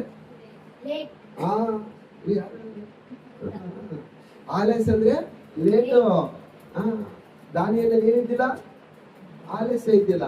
ಮತ್ತೆ ದಾನಿಯಲ್ಲಿ ಏನು ವ್ಯತ್ಯಾಸ ಐತೆ? ಎಷ್ಟು ಗಂಟೆ? ಎಷ್ಟು ಜನ 11 ಗಂಟೆಗೆ ಹೇಳ್ಬೋದು? 11 ಗಂಟೆ ಇದು ಎಕ್ಸಾಕ್ಟ್. ಅದನ್ನ 11 ಗಂಟೆ ಅಡ್ವಾನ್ಸ್ ಆಗ್ಬೇಕು. 11 ಗಂಟೆ ಅಂದ್ರೆ ನಾವು ಒಳಗಿದ್ದಾರಲ್ಲ ಕೈ ಎತ್ಬೇಕು, ಮೇಲಿದ್ದರೆ ಬೇಡ. ಮತ್ತೆ 1, 2, 3, 4 ಉಳಿದರೆಲ್ಲ ಆಲಸ್ಯ. ದಾನಿಯಲ್ಲಿ ಹೇಳ್ತಾನೆ, ದಾನಿಯಲ್ಲಿ ನಂಬಿಗಸ್ತಿಗೆ ಆಲಸ್ಯ ಇಲ್ಲ, ಅಕ್ರಮ ಇಲ್ಲ. ಅಕ್ರಮ ಅಂದ್ರೆ ಗೊತ್ತಲ್ಲ ನಿಮ್ಗೆ? ಅಕ್ರಮ ಸಕ್ರಮ ಒಂದು ಜಾಗ ಇರ್ತದಲ್ಲ. ಈಗ ಒಂದು ಕಾನೂನು ಬಂದದ ಯಾವ್ದ್ರಿಂದ? ಈಗ ಆಲ್ರೆಡಿ ಮೊದಲಿಂದ ಇತ್ತು. ಅದು ಯಾವ್ದಾರ ಒಂದು ಖಾಲಿ ಜಾಗ ಇದ್ರೆ, ಒಂದು RS ಮರುಭೂಮಿ ಪ್ರದೇಶ ಗೌರ್ಮೆಂಟ್ ಜಾಗ ಇದ್ರಿಗಿನ ಅಲ್ಲಿ ಹೋಗಿ ನಾವು ಅಕ್ರಮ ಸಕ್ರಮದ ಅಡಿಯಲ್ಲಿ ಅಪ್ಲಿಕೇಶನ್ ಹಾಕಿ ಅಲ್ಲಿ ಹೋಗಿ ಆ ಜಾಗದಲ್ಲಿ ಟೆಂಟ್ ಹಾಕಿ ಗುಡಿಸಲು ಹಾಕಿ ಅಲ್ಲಿ ನಾವು ನಿವಾಸ ಮಾಡಿದಾಗ ಅದನ್ನ ನಮಗೆ ಅಕ್ರಮ ಸಕ್ರಮದ ಅಡಿಯಲ್ಲಿ ನಮಗೆ ಪಟ್ಟ ಮಾಡ್ಕೊಳ್ತೀವಿ. ಹಾಲೆಲೂಯಾ. ಹಂಗೆ ನಾವು ಅಕ್ರಮವಾಗಲಿ. ಅಕ್ರಮ ಅಂದ್ರೆ ರೂಲ್ಸ್ ಪ್ರಕಾರ ಹೋಗದಂಗ ಅಡ್ಡ ದಾರಿಯಲ್ಲಿ ಹೋಗುದು. ದೇವ್ರಿಗೆ ಇಷ್ಟದ ಮಾತುಗಳು ಮಾತಾಡಿ, ದೇವ್ರಿಗೆ ಇಷ್ಟದನ್ನ ನೋಡಿ, ದೇವ್ರಿಗೆ ಇಷ್ಟದನ್ನ ನಡೆಸಿ, ಅಂದ್ರೆ ಅಕ್ರಮ ದಾರಿಯಲ್ಲಿ ಹೋಗುದು. ಅವು ದಾರಿಯಲ್ಲಿ ಒಂದು ಕೂಡ ಕಂಡು ಬಂದಿಲ್ಲ. ದಾರಿಯಲ್ಲಿ ಒಂದು ಇಲ್ಲ, ಅಕ್ರಮ ಇಲ್ಲ, ಆಲಸ್ಯ ಇಲ್ಲ, ನಂಬಿಕೆಸ್ತಿಗೆ ಬಿದ್ದೋಗಿಲ್ಲ. ಅದಕ್ಕೋಸ್ಕರ ದೇವ್ರು ಏನ್ ಮಾಡ್ತಾರೆ? ಘನವಂತನಾಗಿ ನಡೆಸ್ತಾರೆ. ಇನ್ನೊಂದೇನು ಗೊತ್ತಾ? ರಾಜನು ತಿನ್ನುವಂತ ಆಹಾರವನ್ನು ತಿಂದು ನಾನು ಅಶುದ್ಧನಾಗಲ್ಲ ಅಂತ ಹೇಳ್ತಾ ಇದ್ದಾನೆ. ಶುದ್ಧತೆಯನ್ನು ಕಾಪಾಡ್ಕೊಳ್ತಾ ಇದ್ದಾನೆ, ಪರಿಶುದ್ಧತೆ ಕಾಪಾಡ್ಕೊಳ್ತಾನೆ, ನಂಬಿಗಸ್ತಿಕೆ ಇರೋದಾನೆ, ಆಲಸ್ಯ ಇಲ್ಲ, ಅಕ್ರಮ ಇಲ್ಲ. ಮತ್ತೆ ನಾವು ಮುಂದೆ ನೋಡುವಾಗ ಆತನ ಯಥಾರ್ಥವಂತಿಕೆ ಐತೆ. ಇನ್ನೊಂದೇನು? ನಿರ್ಮಲ ಮನಸ್ಸು ಐತೆ, ಪರಿಶುದ್ಧತೆ ಐತೆ. ಇವೆಲ್ಲ ವಿದ್ಯುತ್ಗೋಸ್ಕರ ದೇವ್ರು ಏನ್ ಮಾಡ್ತಾ ಇದ್ದಾನೆ? ಅಲ್ಲಿ ದಾರಿವೇಶನ ಕಾಲದಲ್ಲಿ, ಕೋರೇಶನ ಕಾಲದಲ್ಲಿ ಘನವಂತನಾಗಿ ಬಾಳೋದಕ್ಕೆ ದೇವರ ಅವಕಾಶ ಮಾಡಿಕೊಟ್ಟಿದ್ದಾನೆ. ಹಾಲೆಲೂಯಾ. ನಾವೇನ್ ಮಾಡ್ತಾರೆ? ಬರೀ ನಾಮ ಮಾತ್ರ ಕ್ರೈಸ್ತರ ಬಿಟ್ಟಿರು, ಬರೀ ನಾಮ ಮಾತ್ರ ಕ್ರೈಸ್ತರ, ಹೆಸರಿಗೆ ಮಾತ್ರ ಕ್ರೈಸ್ತರ ಬಿಟ್ಟಿರು. ಮಾಡದೆಲ್ಲ ಮತ್ತೆ ಅವರಿಗೆ ಆನಂದಕ್ಕೆ ನಮ್ಗೆ ಅಸಲು ವ್ಯತ್ಯಾಸನೇ ಇರಲ್ಲ, ಅವರಿಗೆ ನಮ್ಗೆ ವ್ಯತ್ಯಾಸನೇ ಇರಲ್ಲ. ಎಲ್ಲ ವಿಷಯಗಳು ಬಿದ್ದು ಹೋಗ್ತದೆ. ನೀವು ಹಿಂಗೆ ಮಾಡಿದ್ರೆ ಯಾರು ಪರ್ಲಕ್ಕೆ ಹೋಗಲ್ಲ, ಎಲ್ಲ ನರಕಾರ ಮೋಸವಾಗತ್ತದ. ಇಲ್ಲಿರೋದಕ್ಕೆ ಕೂಡ ಹೇಳ್ತಾ ಇದ್ವಿ, ಸ್ವಲ್ಪ ಏನಾದ್ರೆ ಮದುವೆ ವಿಷಯ ಬಂದ್ರೆ ಫಂಕ್ಷನ್ ಬಂದ್ರೆ ಈಗ ಅಲ್ಲೇ ಬಿದ್ದು ಬಿಡ್ತೀನಿ. ನಿಜವಾದ ಭಕ್ತಿ ಎಲ್ಲಿ ಕಾಣ್ತದೆ ಅಲ್ಲೇ ಕಂಡುಬಿಡ್ತದೆ. ದೇವ್ರ ಮೇಲೆ ಭಕ್ತಿ ಇದ್ದ ಭಯ ಇದ್ದ ಅಲ್ಲೇ ಫಂಕ್ಷನ್ಗಳಲ್ಲಿ, ಮದುವೆಗಳಲ್ಲಿ, ಮತ್ತೆ ಮಕ್ಕಳು ಕೈ ಬಂದಾಗ, ಮತ್ತೆ ಅದೇ ರೀತಿಯಾಗಿ ಮನೆ ಕಟ್ಟುವುದರಲ್ಲಿ, ಮತ್ತೆ ಇನ್ನು ವಿವಿಧ ಕಾರ್ಯಕ್ರಮಗಳಲ್ಲಿ ನಿಮ್ಮ ಸಂಪ್ರದಾಯ ಮೂಢನಂಬಿಕೆಗಳಲ್ಲಿ ಬಿದ್ದು ತೋರಿಸ್ಬಿಟ್ಟು ಹಂಗೆ ಮಾಡ್ಬೇಡಿ. ದೇವರ ಮಕ್ಕಳು ನೀವು, ದೇವರ ಮಕ್ಕಳು ದೇವರ ವಿಷಯದಲ್ಲಿ ಎಷ್ಟೋ ದುಃಖ ಪಡ್ತಾ ಇದ್ದಾರೆ, ಎಷ್ಟೋ ಕಣ್ಣೀರು ಆಗ್ತಾ ಇದ್ದಾರೆ. ಮದುವೆ ಅಂತ ಬಂದಾಗ, ಫಂಕ್ಷನ್ ಅಂತ ಬಂದಾಗ, ಜಾತ್ರೆ ಅಂತ ಬಂದಾಗ, ಮತ್ತೆ ಅದೇ ರೀತಿಯಾಗಿ ಮನೆಯಲ್ಲಿ ಸಣ್ಣ ಸಣ್ಣ ಪ್ರೋಗ್ರಾಮ್ ಬಂದಾಗ ಬಿದ್ದು ಹೋಗ್ತದ್ರಲ್ಲ, ಅದು ದೇವ್ರಿಗೆ ಇಷ್ಟ ಇಲ್ಲ, ದೇವ್ರಿಗೆ ಇಷ್ಟ ಇಲ್ಲ. ಆ ವಿಷಯದಲ್ಲಿ ಬಹಳ ಜಾಗರೂಕರಾಗಿರ್ಬೇಕು, ನೀವು ಬಹಳ ಜಾಗರೂಕರಾಗಿರ್ಬೇಕು. ಈಗಲೂ ಕೂಡ ಎಷ್ಟು ನಮ್ದರೆ ಮಾಡ್ತಾರೆ ಈ ಉಡಿಯಕ್ಕೆ ಹಾಕುವ ವಿಷಯದಲ್ಲಂತೆ ಎಲ್ಲರೂ ಬಿದ್ದು ಹೋಗ್ತಾರೆ. ಬೈಬಲಲ್ಲಿ ಬರೆಯಲ್ಪಟ್ಟದ, ಬೈಬಲಲ್ಲಿ ಬರೆಯಲ್ಪಟ್ಟದಮ್ಮ. ಮತ್ತೆ ಯಾಕೆ ಮಾಡ್ತದ್ರಿ, ಯಾಕೆ ಮಾಡ್ತದ್ರಿ? ಹಿಂಗಂದ್ರೆ ಅವ್ರು ಒಪ್ಪಿಕೊಡ್ತಿರ್ತೀವಿ, ಫಾಸ್ಟ್ ಪರವಾಗಿಲ್ಲ. ನಾನು ಫಾಸ್ಟ್ ಬಂದ್ರೆ ಫಾಸ್ಟ್ ಕುಡಿಸಿ ಅಂದ, ಮತ್ತೆ ಅವ್ನು ಫಾಸ್ಟ್ ಕುಡಿಸಿಟ್ಟಾಗ್ಬಿಡ್ತಾರೆ. ನೀನು ಹಿಂಗಂದ್ರಕ್ಕ ಅದಕ್ಕೆ ಯಾರು ಒಪ್ಪಿಕೊಡೋ ಚರ್ಚೆ ಬರ್ತಾರೆ, ನೀನೇ ಮಾಡ್ಕೆ ಪ್ರೇಯರ್ ಅಂತ ನಾನೊಬ್ಬರಿಗೆ ಕೂತ್ಬಿಡ್ತೀನಿ ಅಷ್ಟೇ. ಏನೇ ಹಾಲೆಲೂಯಾ, ಹಾಲೆಲೂಯಾ. ಒಬ್ಬನೇ ಸಾಕು, ಪರಿಶುದ್ಧರು ಒಬ್ಬರಿದ್ರೆ ಸಾಕಂತ ಹೇಳ್ತಾರೆ ದೇವರು. ಪರಿಶುದ್ಧರು ಒಬ್ಬರಿದ್ರೆ ಸಾಕಂತ. ನಾನು ಇವೆಲ್ಲ ಯಾಕೆ ಕಡಾಖಂಡಿತವಾಗಿ ಹೇಳ್ತಾ ಇದ್ದೀನಿ ಅಂದ್ರೆ, ನಾವು ದಾನಿಯೇಲಂತೆ ಗುಣವಂತರಾಗಿ ನಿಲ್ಲಬೇಕಂತೇಳಿ. ದಾನಿಯೇಲಂತೆ ನಾವು ದೇವರಿಗೆ ನಂಬಿಗಸ್ತರಾಗಿ, ನಮ್ಮಲ್ಲಿ ಒಂದು ಆಲಸ್ಯ ಕಾಣಬಾರ್ದು, ಒಂದು ಅಕ್ರಮ ಕಾಣಬಾರ್ದು, ಒಂದು ಅಶುದ್ಧತೆ ಕಾಣಬಾರ್ದು. ಅದು ಅಶುದ್ಧತೆಗೆ ಕಾರಣ. ಅದು ನೀವೇನು ಮಾಡ್ತಿದ್ರಿ ಅದೀಗ ಮದುವೆ ಸಂದರ್ಭದಲ್ಲಿ ಅವೆಲ್ಲ ಅಶುದ್ಧತೆ. ಅಂದ್ರೆ ನೀವು ಅವರಲ್ಲಿ ಬಿದ್ದು ಹೋಗ್ತದೆ, ನೀವು ಅವರ ಒಂದು ಸಂಪ್ರದಾಯ ಬಿದ್ದು ಹೋಗ್ತದೆ, ಅವರ ಒಂದು ಮೂಢನಂಬಿಕೆ ಬಿದ್ದು ಹೋಗ್ತದೆ. ಅಂದ್ರೆ ನೀವು ಅಶುದ್ಧರಾಗ್ತಾ ಇದ್ರಿ. ದೇವರ ಸನ್ನಿಧಿ ಬಂದು ಪರಿಶುದ್ಧರಾಗ್ತಾ ಇದ್ರಿ, ಮತ್ತೆ ಹೊರಗಡೆ ಹೋಗಿ ಮತ್ತೆ ನಿಮ್ಮ ನೀವೇ ಒಪ್ಪಿಸಿಕೊಟ್ಟು ಅಶುದ್ಧರಾಗ್ತಾ ಇದ್ರಿ. ಮತ್ತೆ ದಾನಿಯೇಲನ ಕಾಲಕ್ಕೆ ಸಾಧ್ಯನಾ? ದಾನಿಯೇಲನ ಇನ್ನೂ ಅನೇಕ ವಿಷಯಗಳದ ಗೊತ್ತಾ? ದಾನಿಯೇಲ ಧನವಂತನಾಗಿ ಬಾಳಕ್ಕೆ ಕಾರಣ ಇನ್ನೇನು ಗೊತ್ತಾ? ಶಾಟ ಹೇಳ ಅನುಭವಿಸ್ತಾರೆ. ದಾನಿಯೇಲ ಉಪವಾಸ ಪ್ರಾರ್ಥನೆ ಮಾಡ್ತಾರೆ. ಎಷ್ಟು ದಿನ ಮಾಡ್ತಾರೆ ಹೇಳಿ? 21 ದಿನ ಉಪವಾಸ ಪ್ರೇಯರ್ ಮಾಡ್ತಾರೆ. ರಾತ್ರಿ ಪ್ರೇಯರ್ ಮಾಡ್ತಾರೆ, ರಾತ್ರಿ ಪ್ರೇಯರ್ ಕೂಡ ಮಾಡ್ತಾರೆ ದಾನಿಯೇಲ. ಅದಕ್ಕೆಲ್ಲ ವಚನಗಳ ಸಮೇತ ಬರೆದಿಟ್ಕೊಂಡಿದೆ. 21 ದಿನ ಉಪವಾಸ ಪ್ರೇಯರ್ ಮಾಡುವಾಗಲೇ ಹಗಲು ರಾತ್ರಿ ದೇವರಿಗೆ ಮೊರೆ ಇಡ್ತಾರೆ. ಮತ್ತೆ ರಾತ್ರಿ ಮೊರೆ ಇಟ್ಟರೆ ರಾತ್ರಿ ಪ್ರೇಯರ್ ಆಗಲ್ಲ, ರಾತ್ರಿ ಪ್ರೇಯರ್ ಮಾಡ್ತಾರೆ. ಆಮೇಲೆ ದಾನಿಯೇಲ ಆರಾಧನೆ ಮಾಡ್ತಾರೆ. ಗೊತ್ತಾ? ಆರಾಧನೆ ಮಾಡುವಂತ ವ್ಯಕ್ತಿ ಇದೇ 6ನೇ ಅಧ್ಯಾಯದಲ್ಲಿ ಯಾವಾಗಲಾದ್ರೂ ಇಲ್ಲಿ ದೇವರ ಒಂದು ಇನ್ನೊಂದು ದಾನಿಯೇಲ ಏನ್ ಕಂಡು ಬರ್ತದೆ ಗೊತ್ತಾ? ಅಕ್ರಮ ಆಲಸ್ಯ ಕಂಡು ಬರಲ್ಲ. ಆಮೇಲೆ ನಂಬಿಕಸ್ಥನಾಗಿದ್ದ, ಅಶುದ್ಧ ಪದಾರ್ಥ ತಿನ್ನದೆ ಅಲ್ಲಿ ಅದನ್ನು ವಿರೋಧಿಸಿದ.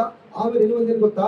ಅಲ್ಲಿ ಒಂದು ಆಜ್ಞೆ ಹೊರಡಿಸ್ತಾರೆ. ಅಲ್ಲಿ 6ನೇ ಅಧ್ಯಾಯದಲ್ಲಿ ನೋಡುವಾಗ ಇಲ್ಲಿ 30 ದಿನಗಳವರೆಗೆ ಏನ್ ಮಾಡ್ಬೇಕು? ಯಾವ ಮನುಷ್ಯರಿಗಾಗಲಿ ಯಾವ ದೇವರಿಗಾಗಲಿ ಅಡ್ಡ ಬೆಳೆದೆ ರಾಜನಿಗೆ ಮಾತ್ರ ವಿಜ್ಞಾಪನೆ ಸಲ್ಲಿಸಬೇಕಂತ ಹೇಳಿ ಕಾನೂನು ಬರ್ತದೆ. ಅದು ಅವರಿಗೆ ಹಾಗದೇ ಇರುವಂತವ್ರನ್ನ ಸೈತಾನ್ ಎಬ್ಬಿಸ್ತಾನೆ. ಸೈತಾನ್ ಎಬ್ಬಿಸಿ ಅಲ್ಲಿ ದಾನಿಯೇಲನ ವಿರುದ್ಧವಾಗಿ ಕೃತ್ಯಗಳನ್ನು ಪ್ಲಾನ್ಗಳು ಹಾಕಿ ದಾನಿಯೇಲನ ಹೆಂಗನ ಮಾಡಿ ಕೆಳಗಿಳಿಸ್ಬೇಕು, ದಾನಿಯೇಲನ ಹೆಂಗನ ಮಾಡಿ ಕಡಿಮೆ ಆಗ್ಬೇಕು ಅಂತೇಳಿ ಪ್ಲಾನ್ಗಳು ಬರ್ತಾವಲ್ಲಿ. ಅವು ಬಂದಾಗ ಕೂಡ ಅಲ್ಲಿ ದಾನಿಯೇಲ ಬಿದ್ದೋಗಲ್ಲ. ಅಲ್ಲಿ ಆಚೆಗೆ 30 ದಿನದೊಳಗೆ ಯಾವ ರಾಜರು ಬಿಟ್ಟು ಯಾವ ಮನುಷ್ಯರಿಗಾಗಲಿ ಯಾವ ಒಂದು ದೇವರಿಗಾಗಲಿ ವಿಜ್ಞಾಪನೆ ಮಾಡಿದ್ರೆ ಅವ್ರನ್ನ ಎಲ್ಲಿ ಹಾಕ್ತು ಅಂತ ಹೇಳ್ತಾರೆ ಹೇಳ್ರಿ? ಸಿಂಹಗಳ ಗವಿಯಲ್ಲಿ ಹಾಕ್ತು ಅಂತ ಹೇಳ್ತಾರೆ. ಹಾಲೆಲೂಯಾ. ಆ ಕ್ಷಣದಲ್ಲಿ ದಾನಿಯೇಲ ಎಲ್ಲಿ ಬಿದ್ದನ? ನಾವು ಸ್ವಲ್ಪ ಸಂಬಂಧಿಕ ನೋಡು, ನಿಮ್ಮ ಮದುವೆ ಬಂದಿಲ್ಲ ಅಂದ್ರೆ ನೋಡು, ಇದನ್ನ ಮಾಡಿಲ್ಲ ಅಂದ್ರೆ ನಿಮ್ಮ ಮದುವೆ ನಾವು ಬರಲ್ಲ, ನಿಮ್ಗೆ ನಮಗೆ ಸಂಬಂಧ ಇಲ್ಲ, ಕಟ್ ನೋಡು. ಮತ್ತೆ ನಿನ್ನ ಮಗಳ ಮದುವೆ ಬರಕ ನೋಡು, ನೀನಂದೇ ಮಾಡ್ಕೋಬೇಕಾಗ್ತದ ನೋಡು ಅಂದ್ರೆ ಆ ಕ್ಷಣದಲ್ಲಿ ದಾನಿಯೇಲನಿಗೆ ಪ್ರಾಣಕ್ಕೆ ಕೂತ್ ಬಂದತೆ.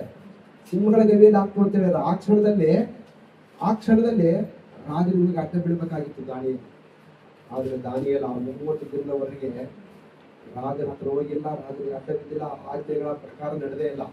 ಲಾಸ್ಟ್ಗೆ ಅದನ್ನ ಹಂಗ ಘೋಷಣೆ ಮಾಡಿದ ತಕ್ಷಣ ಅಲ್ಲಿ ಮೇಲಂತಸ್ತಿನ ಕೋಣೆಗೆ ಹೋಗಿ ಆ ಕಿಟಕಿಗಳಿಲ್ಲದಂತ ಆ ಬಾಗಿಲ ಕಡೆ ಮೊಣಕಾಲಾಗಿ ಯೆರೂಸಲೇಮಿನ ಕಡೆಗೆ ಮುಖ ಮಾಡಿ ಪ್ರಾರ್ಥನೆ ಮಾಡ್ತಾ ಇದ್ದಾನೆ. ದಿನಕ್ಕೆ 3 ವರ್ಷ ಪ್ರಾರ್ಥನೆ ಮಾಡ್ತಾ ಇದ್ದಾನೆ. ಆ ಪ್ರಾರ್ಥನೆ ಮಾಡಿ ಸ್ತೋತ್ರ ಸಲ್ಲಿಸಿದ್ರಂತ ಇದ್ದಲ್ಲಿ ಆ ವಚನದಲ್ಲಿ ಐತೆ ಪ್ರಾರ್ಥನೆ 10ನೇ ವಚನದಲ್ಲಿ ಪ್ರಾರ್ಥನೆ ಮಾಡಿ ಸ್ತೋತ್ರ ಸಲ್ಲಿಸಿದಂತೆ. ಪ್ರಾರ್ಥನೆ ಅಂದ್ರೆ ಪ್ರೇಯರ್, ವಿಜ್ಞಾಪನೆ ಮಾಡಿದ. ಆಮೇಲೆ ಸ್ತೋತ್ರ ಅಂದ್ರೆ ಆರಾಧನೆ ಮಾಡ್ತದಲ್ಲಿ. ಆರಾಧನೆ ಮಾಡಿ ದಾನಿಯೇಲ ಕೂಡ ಆರಾಧನೆ ಮಾಡ್ತದಾನೆ. ದಾನಿಯೇಲ ಎಲ್ಲ ಮಾಡ್ತಾನೆ ಗೊತ್ತಾ. ದಾನಿಯೇಲ ಉಪವಾಸ ಪ್ರೇಯರ್ ಮಾಡ್ತಾನೆ, ರಾತ್ರಿ ಪ್ರೇಯರ್ ಮಾಡ್ತಾನೆ, ಆರಾಧನೆ ಮಾಡ್ತಾನೆ, ವಿಜ್ಞಾಪನೆ ಮಾಡ್ತಾನೆ. ಅದೇ ರೀತಿಯಾಗಿ ನೆಕ್ಸ್ಟ್ ಎಲ್ಲವನ್ನು ಒಂದು ಇಲ್ಲ ಅನ್ನೋದಿಲ್ಲ, ಪರಿಸ್ಥಿತಿ ಇದೆ, ನಿರ್ಮಲ ಮನಸ್ಸಿದೆ. ಆಮೇಲೆ ನೆಕ್ಸ್ಟ್ ಆಲಸ್ಯ ಇಲ್ಲ, ಅಕ್ರಮ ಇಲ್ಲ, ನಂಬಿಕೆ ಇದೆ, ಯಥಾರ್ಥತೆ ಇದೆ. ಎಲ್ಲ ಗುಣಗುಣಂತ ವ್ಯಕ್ತಿ ದಾನಿಯೇಲ. ಆ ಜ್ಞಾನಿಗಳಂತೆ ನೀವು ನಿಲ್ಲಬೇಕಂತ ಹೇಳಿ ದೇವರು ನಿಮ್ಮ ಜೊತೆ ಮಾತಾಡ್ತಾನೆ. ಆ ಘನವಂತರಾಗಿ ನೀವು ಬಾಳ್ಬೇಕಂತ ಹೇಳಿ ದೇವರು ಇಷ್ಟಪಡ್ತಾ ಇದ್ದಾನೆ. ನಾವು ಸಣ್ಣ ಸಣ್ಣ ವಿಷಯದಲ್ಲಿ ಬಿದ್ದು ಹೋಗ್ತಾ ಇದೀವಿ. ಸಣ್ಣ ಸಣ್ಣ ವಿಷಯಗಳಲ್ಲಿ ದೇವರಿಗೆ ವಿರುದ್ಧವಾಗಿ ನಾವು ನಿಲ್ತಾ ಇದ್ವಿ. ಸಣ್ಣ ಸಣ್ಣ ವಿಷಯದಲ್ಲಿ ದೇವರನ್ನ ನಾವು ರೇಗಿಸ್ತಾ ಇದೀವಿ. ದೇವರು ಇಷ್ಟೊಳಗೆ ನಾವು ಎಷ್ಟೋ ಉನ್ನತ ಮಟ್ಟದಲ್ಲಿ ಇರಬೇಕಾಗಿತ್ತು ನಾವು. ಆದ್ರೆ ನಾವು ಇದ್ದ ಸ್ಥಿತಿಯಲ್ಲಿ ಇದೀವಿ. ಆ ಪಕ್ಕದಲ್ಲಿದ್ದರಿಗೆ ಅಕ್ಕಪಕ್ಕದಲ್ಲಿದ್ದು ನಮಗೆ ವ್ಯತ್ಯಾಸ ಇಲ್ಲ. ಆ ಒಂದು ಸ್ಥಿತಿಯಲ್ಲಿದ್ದೀವಿ. ಅವ್ರ ಮನೆ ಹೆಂಗೈತೆ ಹಂಗೆ ನಮ್ಮ ಮನೆ ಐತೆ, ಅವ್ರ ಪರಿಸ್ಥಿತಿ ಹೆಂಗ ಹಂಗೆ ನಮ್ಮ ಪರಿಸ್ಥಿತಿಗಳಿದಾವೆ. ಆ ರೀತಿ ನಮ್ಮ ಜೀವನ ಐತೆ. ಕಾರಣ ಏನ್ ಗೊತ್ತಾ? ನಾವು ದಾನಿಯೇಲಂತೆ ರೋಷವಾಗಿ ನಿಂತ್ಕೊಳ್ತಾ ಇಲ್ಲ. ದಾನಿಯೇಲಂತೆ ನಾವು ನಿಂತ್ಕೊಳ್ತಾ ಬಿದ್ದು ಹೋಗ್ತದೆ. ಒಂದು ತೀರ್ಮಾನ ತೆಗೆದುಕೊಳ್ತಾ ಇಲ್ಲ. ದಾನಿಯೇಲ ತೀರ್ಮಾನ ತೆಗೆದುಕೊಂಡ, ನಾನು ಅಶುದ್ಧ ಪದಾರ್ಥ ತಿಂದ್ರೆ ನಾನು ಅಶುದ್ಧನಾಗ್ತೀನಿ, ಅದಕ್ಕೋಸ್ಕರ ನಾನು ತಿನ್ನಲ್ಲ. ತೀರ್ಮಾನ ಏನ್ ಮಾಡ್ತಾರೆ ಅವರು? ಸಾಧ್ಯವಾದ್ರೆ ಸಾಯಿಸ್ತಾರೆ ಅಷ್ಟೇ. ದೇವ್ರು ಸಾಯಿಸಕ್ ಬಿಟ್ಟ ಚಿಮ್ಮೊಳ ಕೈಗೆಲ್ಲ ಹಾಕ್ತಂತ ಹೇಳಿದ. ಹಂಗಂತೇಳಿ ಹೋಗಿ ರಾಜನ ಗಂಟೆ ಬಿಟ್ಟ ಸತ್ರೆ ನಾನು ದೇವರಿಗೆ ಸಾಕ್ಷಿ ಆಗ್ತೀನಿ. ಇಲ್ಲ ಅಂದ್ರೆ ನಾನು ಜೀವಂತವಾಗಿ ಇನ್ನಿತರಿಗೆ ಮನಸ್ಸು ಹೋಗ್ತಾ ಸಾಧ್ಯ. ಒಂದು ಧೈರ್ಯ, ಒಂದು ನಂಬಿಕೆ. ನೋಡಿ ದಾರಿಯಲ್ಲೇ ಆ ರೋಷವುಳ್ಳ ಆತ್ಮ ನಾವು ಕಾಣ್ತಾ ಇದ್ದೀವಿ. ದಾರಿಯಲ್ಲಂತೆ ನಾವು ನಿಲ್ಲಬೇಕು. ದಾನಿಯೇಲಂತೆ ನಿಲ್ಲಬೇಕು. ಸಣ್ಣ ಸಣ್ಣ ಮೇಲೆ ಬಿದ್ದೋಗಿ ದೇವರಿಗೆ ದುಃಖ ಪಡಿಸ್ಬೇಡ. ನೋಡಿ ಅಲ್ಲಿ ದೇವ್ರು ಏನ್ ಮಾಡಿದ ಹೇಳಿ, 10 ಅನ್ನುವಂತೆ. ಮತ್ತೆ ನಮ್ಮನ್ನು ನೋಡಿ ದೇವರು ಆ ಸಮಯದಲ್ಲಿ ನಿಮಗೆ ಖುಷಿ ಇರ್ತದೆ. ಆ ಮೂಮೆಂಟ್ ಅಲ್ಲಿ ಹ್ಯಾಪಿ ಆಗಿರ್ತೀರಿ. ದೇವರು ಮರೆತು ನೀವು ವರ್ತನೆ ಮಾಡ್ತೀರಿ. ಅವಾಗ ನಿಮ್ಮನ್ನು ಒಬ್ಬ ವ್ಯಕ್ತಿ ನೋಡ್ತಾ ಇರ್ತಾನೆ ಅಂತ ಮರ್ತು ಹೋಗ್ತೀರಿ. ಅವಾಗ ಆ ಒಬ್ಬ ವ್ಯಕ್ತಿ ನೋಡ್ತಾ ಇರ್ತಾನೆ. ಯಾರು ನೋಡ್ತಾ ಇರ್ತಾನೆ ಹೇಳ್ರಿ? ಫಾಸ್ಟ್ ನೋಡ್ತಾನ? ಫಾಸ್ಟ್ ನೋಡ್ತಾಳ? ಮತ್ತೆ ಯಾರು ನೋಡ್ತಾ ಇರ್ತಾನೆ? ಹೇಳ್ರಿ? ಪರಿಶುದ್ಧಾತ್ಮ ದೇವ್ರು ನೋಡ್ತಾ ಇರ್ತಾನೆ. ಮತ್ತೆ ಆ ಭಯದಿಂದ ಬಿದ್ದೋಗ್ತಲ್ಲ ಅವು. ಅಲ್ಲಿ ದಾನಿಯೇಲ ಕೂಡ ಏನಾದ್ರು ಮಾಡ್ಬೋದಾಗಿತ್ತು. ಆದ್ರೆ ದಾನಿಯೇಲ ಒಂದು ಭಯ ಇತ್ತು. ಯಾರ ಭಯ ಇತ್ತು ಹೇಳ್ರಿ? ದೇವರ ಭಯ ಇತ್ತು. ಪರಿಶುದ್ಧಾತ್ಮ ದೇವರ ಭಯ ಇತ್ತು. ಆ ಭಯ ನಿನ್ನಲ್ಲಿ ಬಂತಂದ್ರೆ ದಾನಿಯೇಲನಿಗೆ ನೀನು ಕೂಡ ಘನವಂತಳಾಗಿ ಮಾರ್ಪಟ್ಟು ನೀನು ಜೀವನದಲ್ಲಿ ಕೈ ಹಾಕೋ ಪ್ರತಿ ಕೆಲಸಗಳಲ್ಲಿ ಜಯವನ್ನು ಹೊಂದಿಕೊಂಡು ನೀನಾಗಲಿ, ನಿನ್ನ ಕುಟುಂಬ ಆಗಲಿ, ನೀನ್ ಸೈತಾನಿಗೆ ದಾಸರಾಗಲಿಕ್ಕೆ ದೇವರು ಬಿಡಲ್ಲ. ನಿನಗೆ ಸೈತಾನ ತನ್ನ ದೂತರ ಮೂಲಕವಾಗಿ ಬಂದು ಒಡ್ಡ ಹಾಕಲಿಕ್ಕೆ ದೇವರು ಅವಕಾಶ ಮಾಡಿಕೊಡಲ್ಲ. ಅವ್ರು ಸೈತಾನ ಬಂದು ನಿನ್ನ ಕುಟುಂಬಕ್ಕೆ ವಂಶವಳಿಗೆ ಮುತ್ತಿಗೆ ಹಾಕಲಿಕ್ಕೆ ದೇವರು ಅವಕಾಶ ಮಾಡಿಕೊಡಲ್ಲ. ದೇವರು ನಿನ್ನ ವಿಷಯವಾಗಿ ದುಃಖಿಸಲ್ಲ. ನಿನ್ನ ವಿಷಯವಾಗಿ ದೇವರು ಹಬ್ಬ ಮಾಡ್ತಾನೆ, ಸಂತೋಷ ಪಡ್ತಾನೆ. ಮತ್ತೆ ಯೆರೂಸಲೇಮ್ ನೋಡಿ ದೇವರು ಆಳ್ತಾ ಇದ್ದಾನೆ. ಮತ್ತೆ ನಮ್ಮನ್ನು ನೋಡಿ ದೇವರು ಎಷ್ಟು ಸಲ ಆಗ್ತಾನೋ ಗೊತ್ತಿಲ್ಲ. ಆ ಸಂದರ್ಭ ಒಂದ್ಸಲ ನೆನಪು ಮಾಡ್ಕೊಳ್ರಿ. ಆ ಮೂಮೆಂಟ್ ನೀವು ಹ್ಯಾಪಿ ಆಗಿದ್ರಿ. ಆದ್ರೆ ದೇವ್ರು ನಿಮ್ಮನ್ನು ನೋಡಿ ಹತ್ತಾನೆ. ಕಣ್ಣೀರು ಹಾಕಿದ್ದಾರೆ, ಗೊತ್ತಾ? ಕಣ್ಣೀರು ಹಾಕಿದ್ದಾನೆ. ಮತ್ತೆ ಅದಕ್ಕೆ ಮತ್ತೆ ಅವಕಾಶ ಮಾಡಿಕೊಡ್ತೀರಾ? ಮತ್ತೆ ಅವಕಾಶ ಮಾಡಿಕೊಡ್ತೀರಾ? ಮತ್ತೆ ಅವಕಾಶ ಮಾಡಿಕೊಟ್ರೆ ಅಂದ್ರೆ ನೆಕ್ಸ್ಟ್ ಏನಾಗ್ತದೆ ಹೇಳ್ರಿ? ಸಮಾಧಾನ ಕೊಡ್ಬೇಕಂತ ದೇವ್ರು ಎಷ್ಟೋ ಸಲ ದೇವ್ರು ಮಾತಾಡ್ತಾನೆ. ಮತ್ತೆ ನೀವು ಹಂಗೇನೆ ಬಿದ್ದೋಗಿರಂದ್ರೆ ಆ ಆಶೀರ್ವಾದ ಖಂಡನ ಆಗ್ಬಿಡ್ತಾವ. ನೆಕ್ಸ್ಟ್ ಅಂತ ಕಠಿಣ ದಿನಗಳು ಬರ್ತಾವ. ಆಮೇಲೆ ಸೈತಾನಿಗೆ ವಾಪಸ್ ಕೊಟ್ಬಿಡ್ತಾನೆ, ಬಿಟ್ಟು ಬಿಡ್ತಾನೆ, ಕೈ ಬಿಟ್ಟು ಬಿಡ್ತಾನೆ ದೇವ್ರು. ಅವಾಗ ನೆಕ್ಸ್ಟ್ ಸೈತಾನ ಬಂದು ಹೊಟ್ಟೆ ಹಾಕ್ತಾನೆ, ಆಮೇಲೆ ಮುತ್ತಿ ಹಾಕ್ತಾನೆ, ಆಮೇಲೆ ನಿನ್ನನ್ನು ನೀವು ವಂಶ ನಿರ್ಮಲ ಮಾಡ್ತಾನೆ.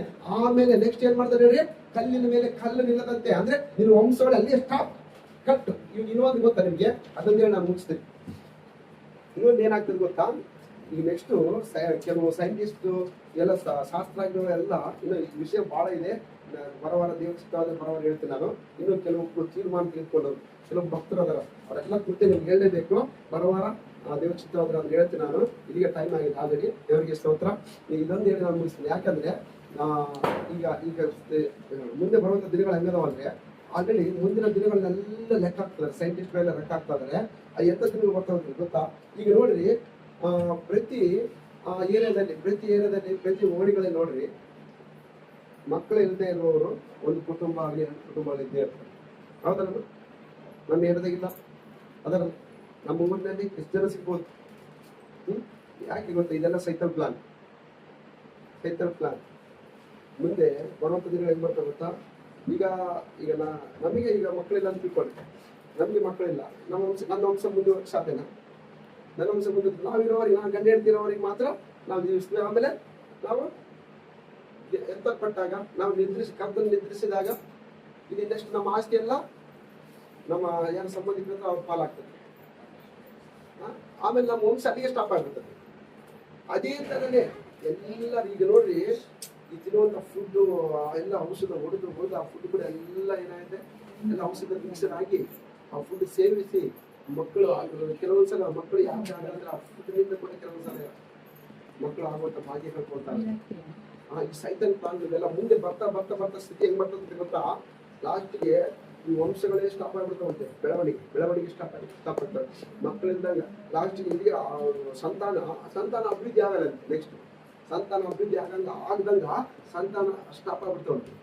ಲಾಸ್ಟ್ ನೋಡಿ ಸ್ಟಾರ್ಟಿಂಗ್ ನಲ್ಲಿ 8 ಜನ 10 ಜನ ಮಕ್ಕಳು, ಒಬ್ಬ ಗಂಡ ಹೆಂಡತಿ, ಇಬ್ಬರು ಗಂಡ ಹೆಂಡತಿಗೆ 5 ಜನ 10 ಜನ ಮಕ್ಕಳು ಇರ್ತಾ ಇದ್ರು. ಇವಾಗ ಇವತ್ತು ಪರಿಸ್ಥಿತಿ. ಆಮೇಲೆ ಇದಕ್ಕಿಂತ ಮೊದಲು ಹೆಂಗಿತ್ತು ಗೊತ್ತಾ, 1 ಬೇಕು 2 ಸಾಕಂತಿದ್ರು. ನಾವು ಕಾಲೇಜಿಗೆ ಹೋಗ್ಬೇಕಾದ್ರೆ 1 ಬೇಕು 2 ಸಾಕಂತಿದ್ರು. ಇವಾಗ ಹೆಂಗೈತೆ ಹೇಳ್ರಿ, ಮೊನ್ನೆ ಒಬ್ಬ ಯಾರು ಅನ್ಬಂದು 2-3 ಮಕ್ಕಳು ಬೇಕಂತ ಫಾಸ್ಟ್ ಕೇಳಿದ್ರೆ ಅಲ್ಲಿ ಯಾರು ಮೇಲಪೇಟೆ ನಂಗೆ ಒಂದೇ ಸಾಕಂತೀವಿ. ನಾವು ಕಾಲೇಜ್ ಹೋಗ್ಬೇಕಾದ್ರೆ 1 ಬೇಕು 2 ಸಾಕು ಅಂತಿದ್ರು. ಅದ್ರಲ್ಲಿ ಎರಡು ಮಕ್ಕಳಿಗೆ ಸೀಮಿತ ಆಗಿದ್ರು. ಇವಾಗ ಒಂದೇ ಸಾಕು. ನೆಕ್ಸ್ಟ್ ಏನಾಗ್ತದೆ ಹೇಳ್ರಿ, ನೆಕ್ಸ್ಟ್ ಒಂದು ಕೂಡ ಬೇಡ. ಗಂಡನಿಗೆ ಜಾಲಿಯಾಗಿರೋಣ. ಲಾಸ್ಟ್ ಅವ್ರ ವಂಶದ ಬಗ್ಗೆ ಆಲೋಚನೆ ಮಾಡ್ದಂಗೆ ಅದನ್ನ ಆ ಜ್ಞಾನನ ಸೈತಾನನ ಏನಾಗ್ತದೆ ಗೊತ್ತಾ, ನುಚ್ಚು ಮಾಡ್ತಾರೆ. ಆಮೇಲೆ ಏನಾಗ್ತದೆ, ಅವ್ರ ವಂಶಗಳು ಬೆಳೆಯಲ್ಲ, ಅಲ್ಲಿಗೆ ಸ್ಟಾಪ್ ಆಗ್ತವೆ. ಅಲ್ಲಿಗೆ ಇನ್ನೂ ಕೆಲವರು ಆ ಮಕ್ಕಳ ಭಾಗ್ಯವನ್ನು ಹೊಂದಿಕೊಳ್ಳುವಂತ ಸ್ಥಿತಿಯಲ್ಲಿ ಅನೇಕರು ಬಳಲ್ತಾ ಇದಾರೆ, ಮಕ್ಕಳಿಗೋಸ್ಕರ ವೇದನೆ ಪಡ್ತಾ ಇದಾರೆ, ಕಣ್ಣೀರು ಹಾಕ್ತಾ ಇದಾರೆ. ಇದೆಲ್ಲ ಸೈತಾನ ಮುಂದೆ ಏನಾಗ್ತದೆ ಗೊತ್ತಾ, ಲಾಸ್ಟ್ಗೆ ಈ ದೇಶದಲ್ಲಿ, ನಮ್ಮ ಭಾರತ ದೇಶದಲ್ಲಿ ಹೆಂಗ್ ಬರ್ತದೆ ಪರಿಸ್ಥಿತಿ, ಕೆಲವು ಸೈಂಟಿಸ್ಟ್ ಹೇಳಿದ್ರು. ಮತ್ತು ದೇವರ ಚಿತ್ತ ಏನಂತ ಅದೇ ಇರ್ತದೆ, ದೇವರ ಚಿತ್ತ ಅಂತ ಅದೇ ಇರ್ತದೆ. ಆದ್ರೆ ಕೆಲವು ಸೈಂಟಿಸ್ಟ್ಗಳು ಚರ್ಚೆ ಮಾಡಿ ಹೇಳ್ತಾರೆ, ಮುಂದಿನ ಬರುವಂತ ದಿನಗಳು ಹೆಂಗ್ ಬರ್ತದೆ ಅಂದ್ರೆ ಲಾಸ್ಟ್ಗೆ ಎಲ್ಲ ನಿರ್ಮೂಲ ಆಗ್ತದೆ, ಎಲ್ಲ ವಂಶಗಳು ಸ್ಟಾಪ್ ಆಗ್ತವೆ. ಲಾಸ್ಟ್ ಮುದುಕರು ಉಳಿತಾ ಇರ್ತದೆ. ಮುದುಕರು ಒಂದು ಲಾಸ್ಟ್ಗೆ ಅದೇ ಒಂದು ಹಳೆ ಪರಿಸ್ಥಿತಿ ಏನಿತ್ತಲ್ಲ, ಮೊದಲು ಹಳೆಯ ಪರಿಸ್ಥಿತಿ ನಾವು ತಾತರ ಪರಿಸ್ಥಿತಿ ಇದ್ದಿದ್ವಲ್ಲ, ಆ ಪರಿಸ್ಥಿತಿ ಬರ್ತದೆ ದೇಶ, ಆ ಪರಿಸ್ಥಿತಿ ಬರ್ತದೆ. ಆ ನಿಟ್ಟಿನಲ್ಲಿ ಹೋಗ್ತಾ ಇದೆ ನಮ್ಮ ದೇಶ. ಅದೇ ರೀತಿಯಾಗಿ ಇಲ್ಲಿ ರಾಜಕೀಯ ವ್ಯಕ್ತಿಗಳು ಕೂಡ ಅದೇ ಒಂದು ನಿಟ್ಟಿನಲ್ಲಿ ಹೋಗ್ತಾ ಇದ್ದಾರೆ. ಮೊದಲು ಬ್ರಾಹ್ಮಣರ ಒಂದು ಆಳ್ವಿಕೆ ಇತ್ತಲ್ಲ, ಈಗ ಎಲ್ಲ ನಮ್ಮ ಎಸ್ಟಿಗಳು, ಅದೇ ರೀತಿ ಎಸ್ಟಿಗಳು ಎಲ್ಲ ಜನಾಂಗಗಳು ಅವ್ರೇನು ಮಾಡ್ತಾರೆ, ನೀವೇ ಎಡೆ ಹತ್ರ ಹೋಗಿ ಎಡೆ ನೀರು ಹಾಕಿ ನಡಿ ಅಂತ ಹೇಳ್ತಾರೆ. ಆ ಪರಿಸ್ಥಿತಿಗಳು ಬರ್ತಾ. ಅದು ತರಬೇಕಂತೇಳಿ ಈ ಪ್ಲಾನ್, ಅದನ್ನ ತರಬೇಕಂತ ಪ್ಲಾನ್. ಆ ಪರಿಸ್ಥಿತಿ ಲಾಸ್ಟ್ಗೆ ಹಾಳಾಗಿರ್ಬೇಕು, ಸೌಕರ್ಯ ಆಗಿರ್ಬೇಕು, ಅದು ಪ್ಲಾನ್. ಬಿಟ್ಬಿಟ್ರೆ ಇವರೇ ಸೌಕರ್ಯ ಆಗ್ಬಿಡ್ತಾರೆ. ನಾವು ಮತ್ತೆ ಕಳಸ್ಥಿತಿಗೆ ಹೋಗ್ಬೇಕಂತೇಳಿ ಆ ಪ್ಲಾನ್ಗಳು ನಡೀತಾ ಇದಾವೆ. ಆದ್ರೆ ಆ ಪ್ಲಾನ್ ನಡೆಸ್ಬೇಕಂದ್ರೆ ಏನ್ ಮಾಡ್ಬೇಕು, ಕ್ರೈಸ್ತರು ಸ್ಟಾಪ್ ಮಾಡ್ಬೇಕು, ಕ್ರೈಸ್ತತ್ವ ನಿಲ್ಲಿಸ್ಬೇಕು. ಈ ಕ್ರೈಸ್ತರ ಏನೈತೆ ಹೇಳ್ರಿ, ಬಡವರು ಶ್ರೀಮಂತರ ಅಂತಿಲ್ಲ, ಎಲ್ಲರಿಗೂ ಸಮಾನತೆ ಇದ್ದೀವಿ. ಇದನ್ನ ಕ್ಯಾನ್ಸಲ್ ಮಾಡ್ಬೇಕಂತೇಳಿ ಈಗ ಹೋರಾಟಗಳೆಲ್ಲ ಬೇಕಾದ್ರೆ ಚರ್ಚ್ಗಳು ಸ್ಟಾಪ್ ಮಾಡಕ್ಕ, ಪಾಸ್ಟರ್ನ ಮೇಲೆ ಮತ್ತೆ ಸಭಿಕರ ಮೇಲೆ ಎಲ್ಲ ದಾಳಿ ಯಾಕೆ ಮಾಡ್ತಾರೆ ಗೊತ್ತಾ, ಅವ್ರು ತಮ್ಮ ಸಾಮ್ರಾಜ್ಯ ಸ್ಟಾಪ್ ಮಾಡ್ಬೇಕು, ಸಾಮ್ರಾಜ್ಯ ಸ್ಟಾರ್ಟ್ ಮಾಡ್ಬೇಕಂತ ಹೇಳಿ ಇದೆಲ್ಲ ಪ್ಲಾನ್. ಹಿಂಗೆಲ್ಲ ಇದ್ದ ಹೆಂಗಿರ್ಬೇಕು, ಬಹಳ ಜಾಗರೂಕತೆಗಿರ್ಬೇಕು. ಪ್ರಾರ್ಥನೆ ಹೆಚ್ಚಾಗಿ ಮಾಡ್ಬೇಕು. ಪ್ರಾರ್ಥನೆಯಲ್ಲಿ ಇದ್ದಾಗ ಅಲ್ಲಿ ದಾನಿಯೇಲನ ಒಂದು ಕಾಲದಲ್ಲಿ ಕೂಡ ಎಷ್ಟೋ ಶೋಧನೆ ಬಂದವು, ಒಂದಲ್ಲ ಎರಡಲ್ಲ, ಪ್ರಾಣಕ್ಕೆ ಕುತ್ತು ತರುವಂತ ಶೋಧನೆ ಬಂದವು. ಆದ್ರೂ ಕೂಡ ದೇವರು ದಾನಿಯೇಲನ ಬಿಟ್ನ. ದಾನಿಯೇಲನ ಕಾಲದಲ್ಲಿ, ಕೋರೇಶನ ಕಾಲದಲ್ಲಿ ಘನವಂತನಾಗಿ ನಿಲ್ತಾ ಇದ್ದಾನೆ. ಹಂಗೆ ನಮಗೆ ಆ ತರ ಶೋಧನೆ ಬಂದ್ರು ಕೂಡ ದೇವರು ನಮ್ಮ ಕೈ ಬಿಡಲ್ಲ. ದಾನಿಯೇಲನ ಅಂತ ನಮ್ಮ ನಿಲ್ಲಿಸ್ತಾನೆ. ಯಾರಂತೆ? ದಾನಿಯೇಲನ ಅಂತ ನಿಲ್ಲಿಸ್ತಾನೆ. Amen, hallelujah. ದಾನಿಯೇಲನ ಅಂತ ನಿಲ್ಬೇಕಂದ್ರೆ ಈಗಿನಿಂದ ಒಂದು ತೀರ್ಮಾನ. ಇಲ್ಲಿವರೆಗೆ ದೇವರೇ ನಿನಗೆ ವಿರುದ್ಧವಾಗಿ ನಾನು ಸಣ್ಣ ವಿಷಯಗಳು ತಪ್ಪಾಗಿದ್ದೇನೆ, ಮುಂದೆ ನಾನು ಆ ರೀತಿ ತಪ್ಪಲ್ಲ ಅಂತ ಪರಿಸ್ಥಿತಿ ಬಂದರೂ ಕೂಡ ನಾನು ನಿನ್ನ ಕೇಳ್ಕೊಂಡೆ ನಾನು ಮುಂದೆ ಹೆಚ್ಚಿಟ್ಟೆ. ಇಲ್ಲಾಂದ್ರೆ ಆ ಗ್ರಹಿಸುವಂತ ಜ್ಞಾನ ನನಗೆ ಕೊಡಿದ್ದೇವೆ. ಆ ವಿವೇಚನೆ ವರ ಅಂತಾರ, ವಿವೇಚನೆ ವರ, ಆ ವರ ಕೊಡು ದೇವರ ಪ್ರಾರ್ಥನೆ ಮಾಡ್ತಾರೆ, ದೇವರು ಕೊಡ್ತಾರೆ. ದೇವರು ವಾಕ್ಯವನ್ನು ಪ್ರಾರ್ಥನೆ.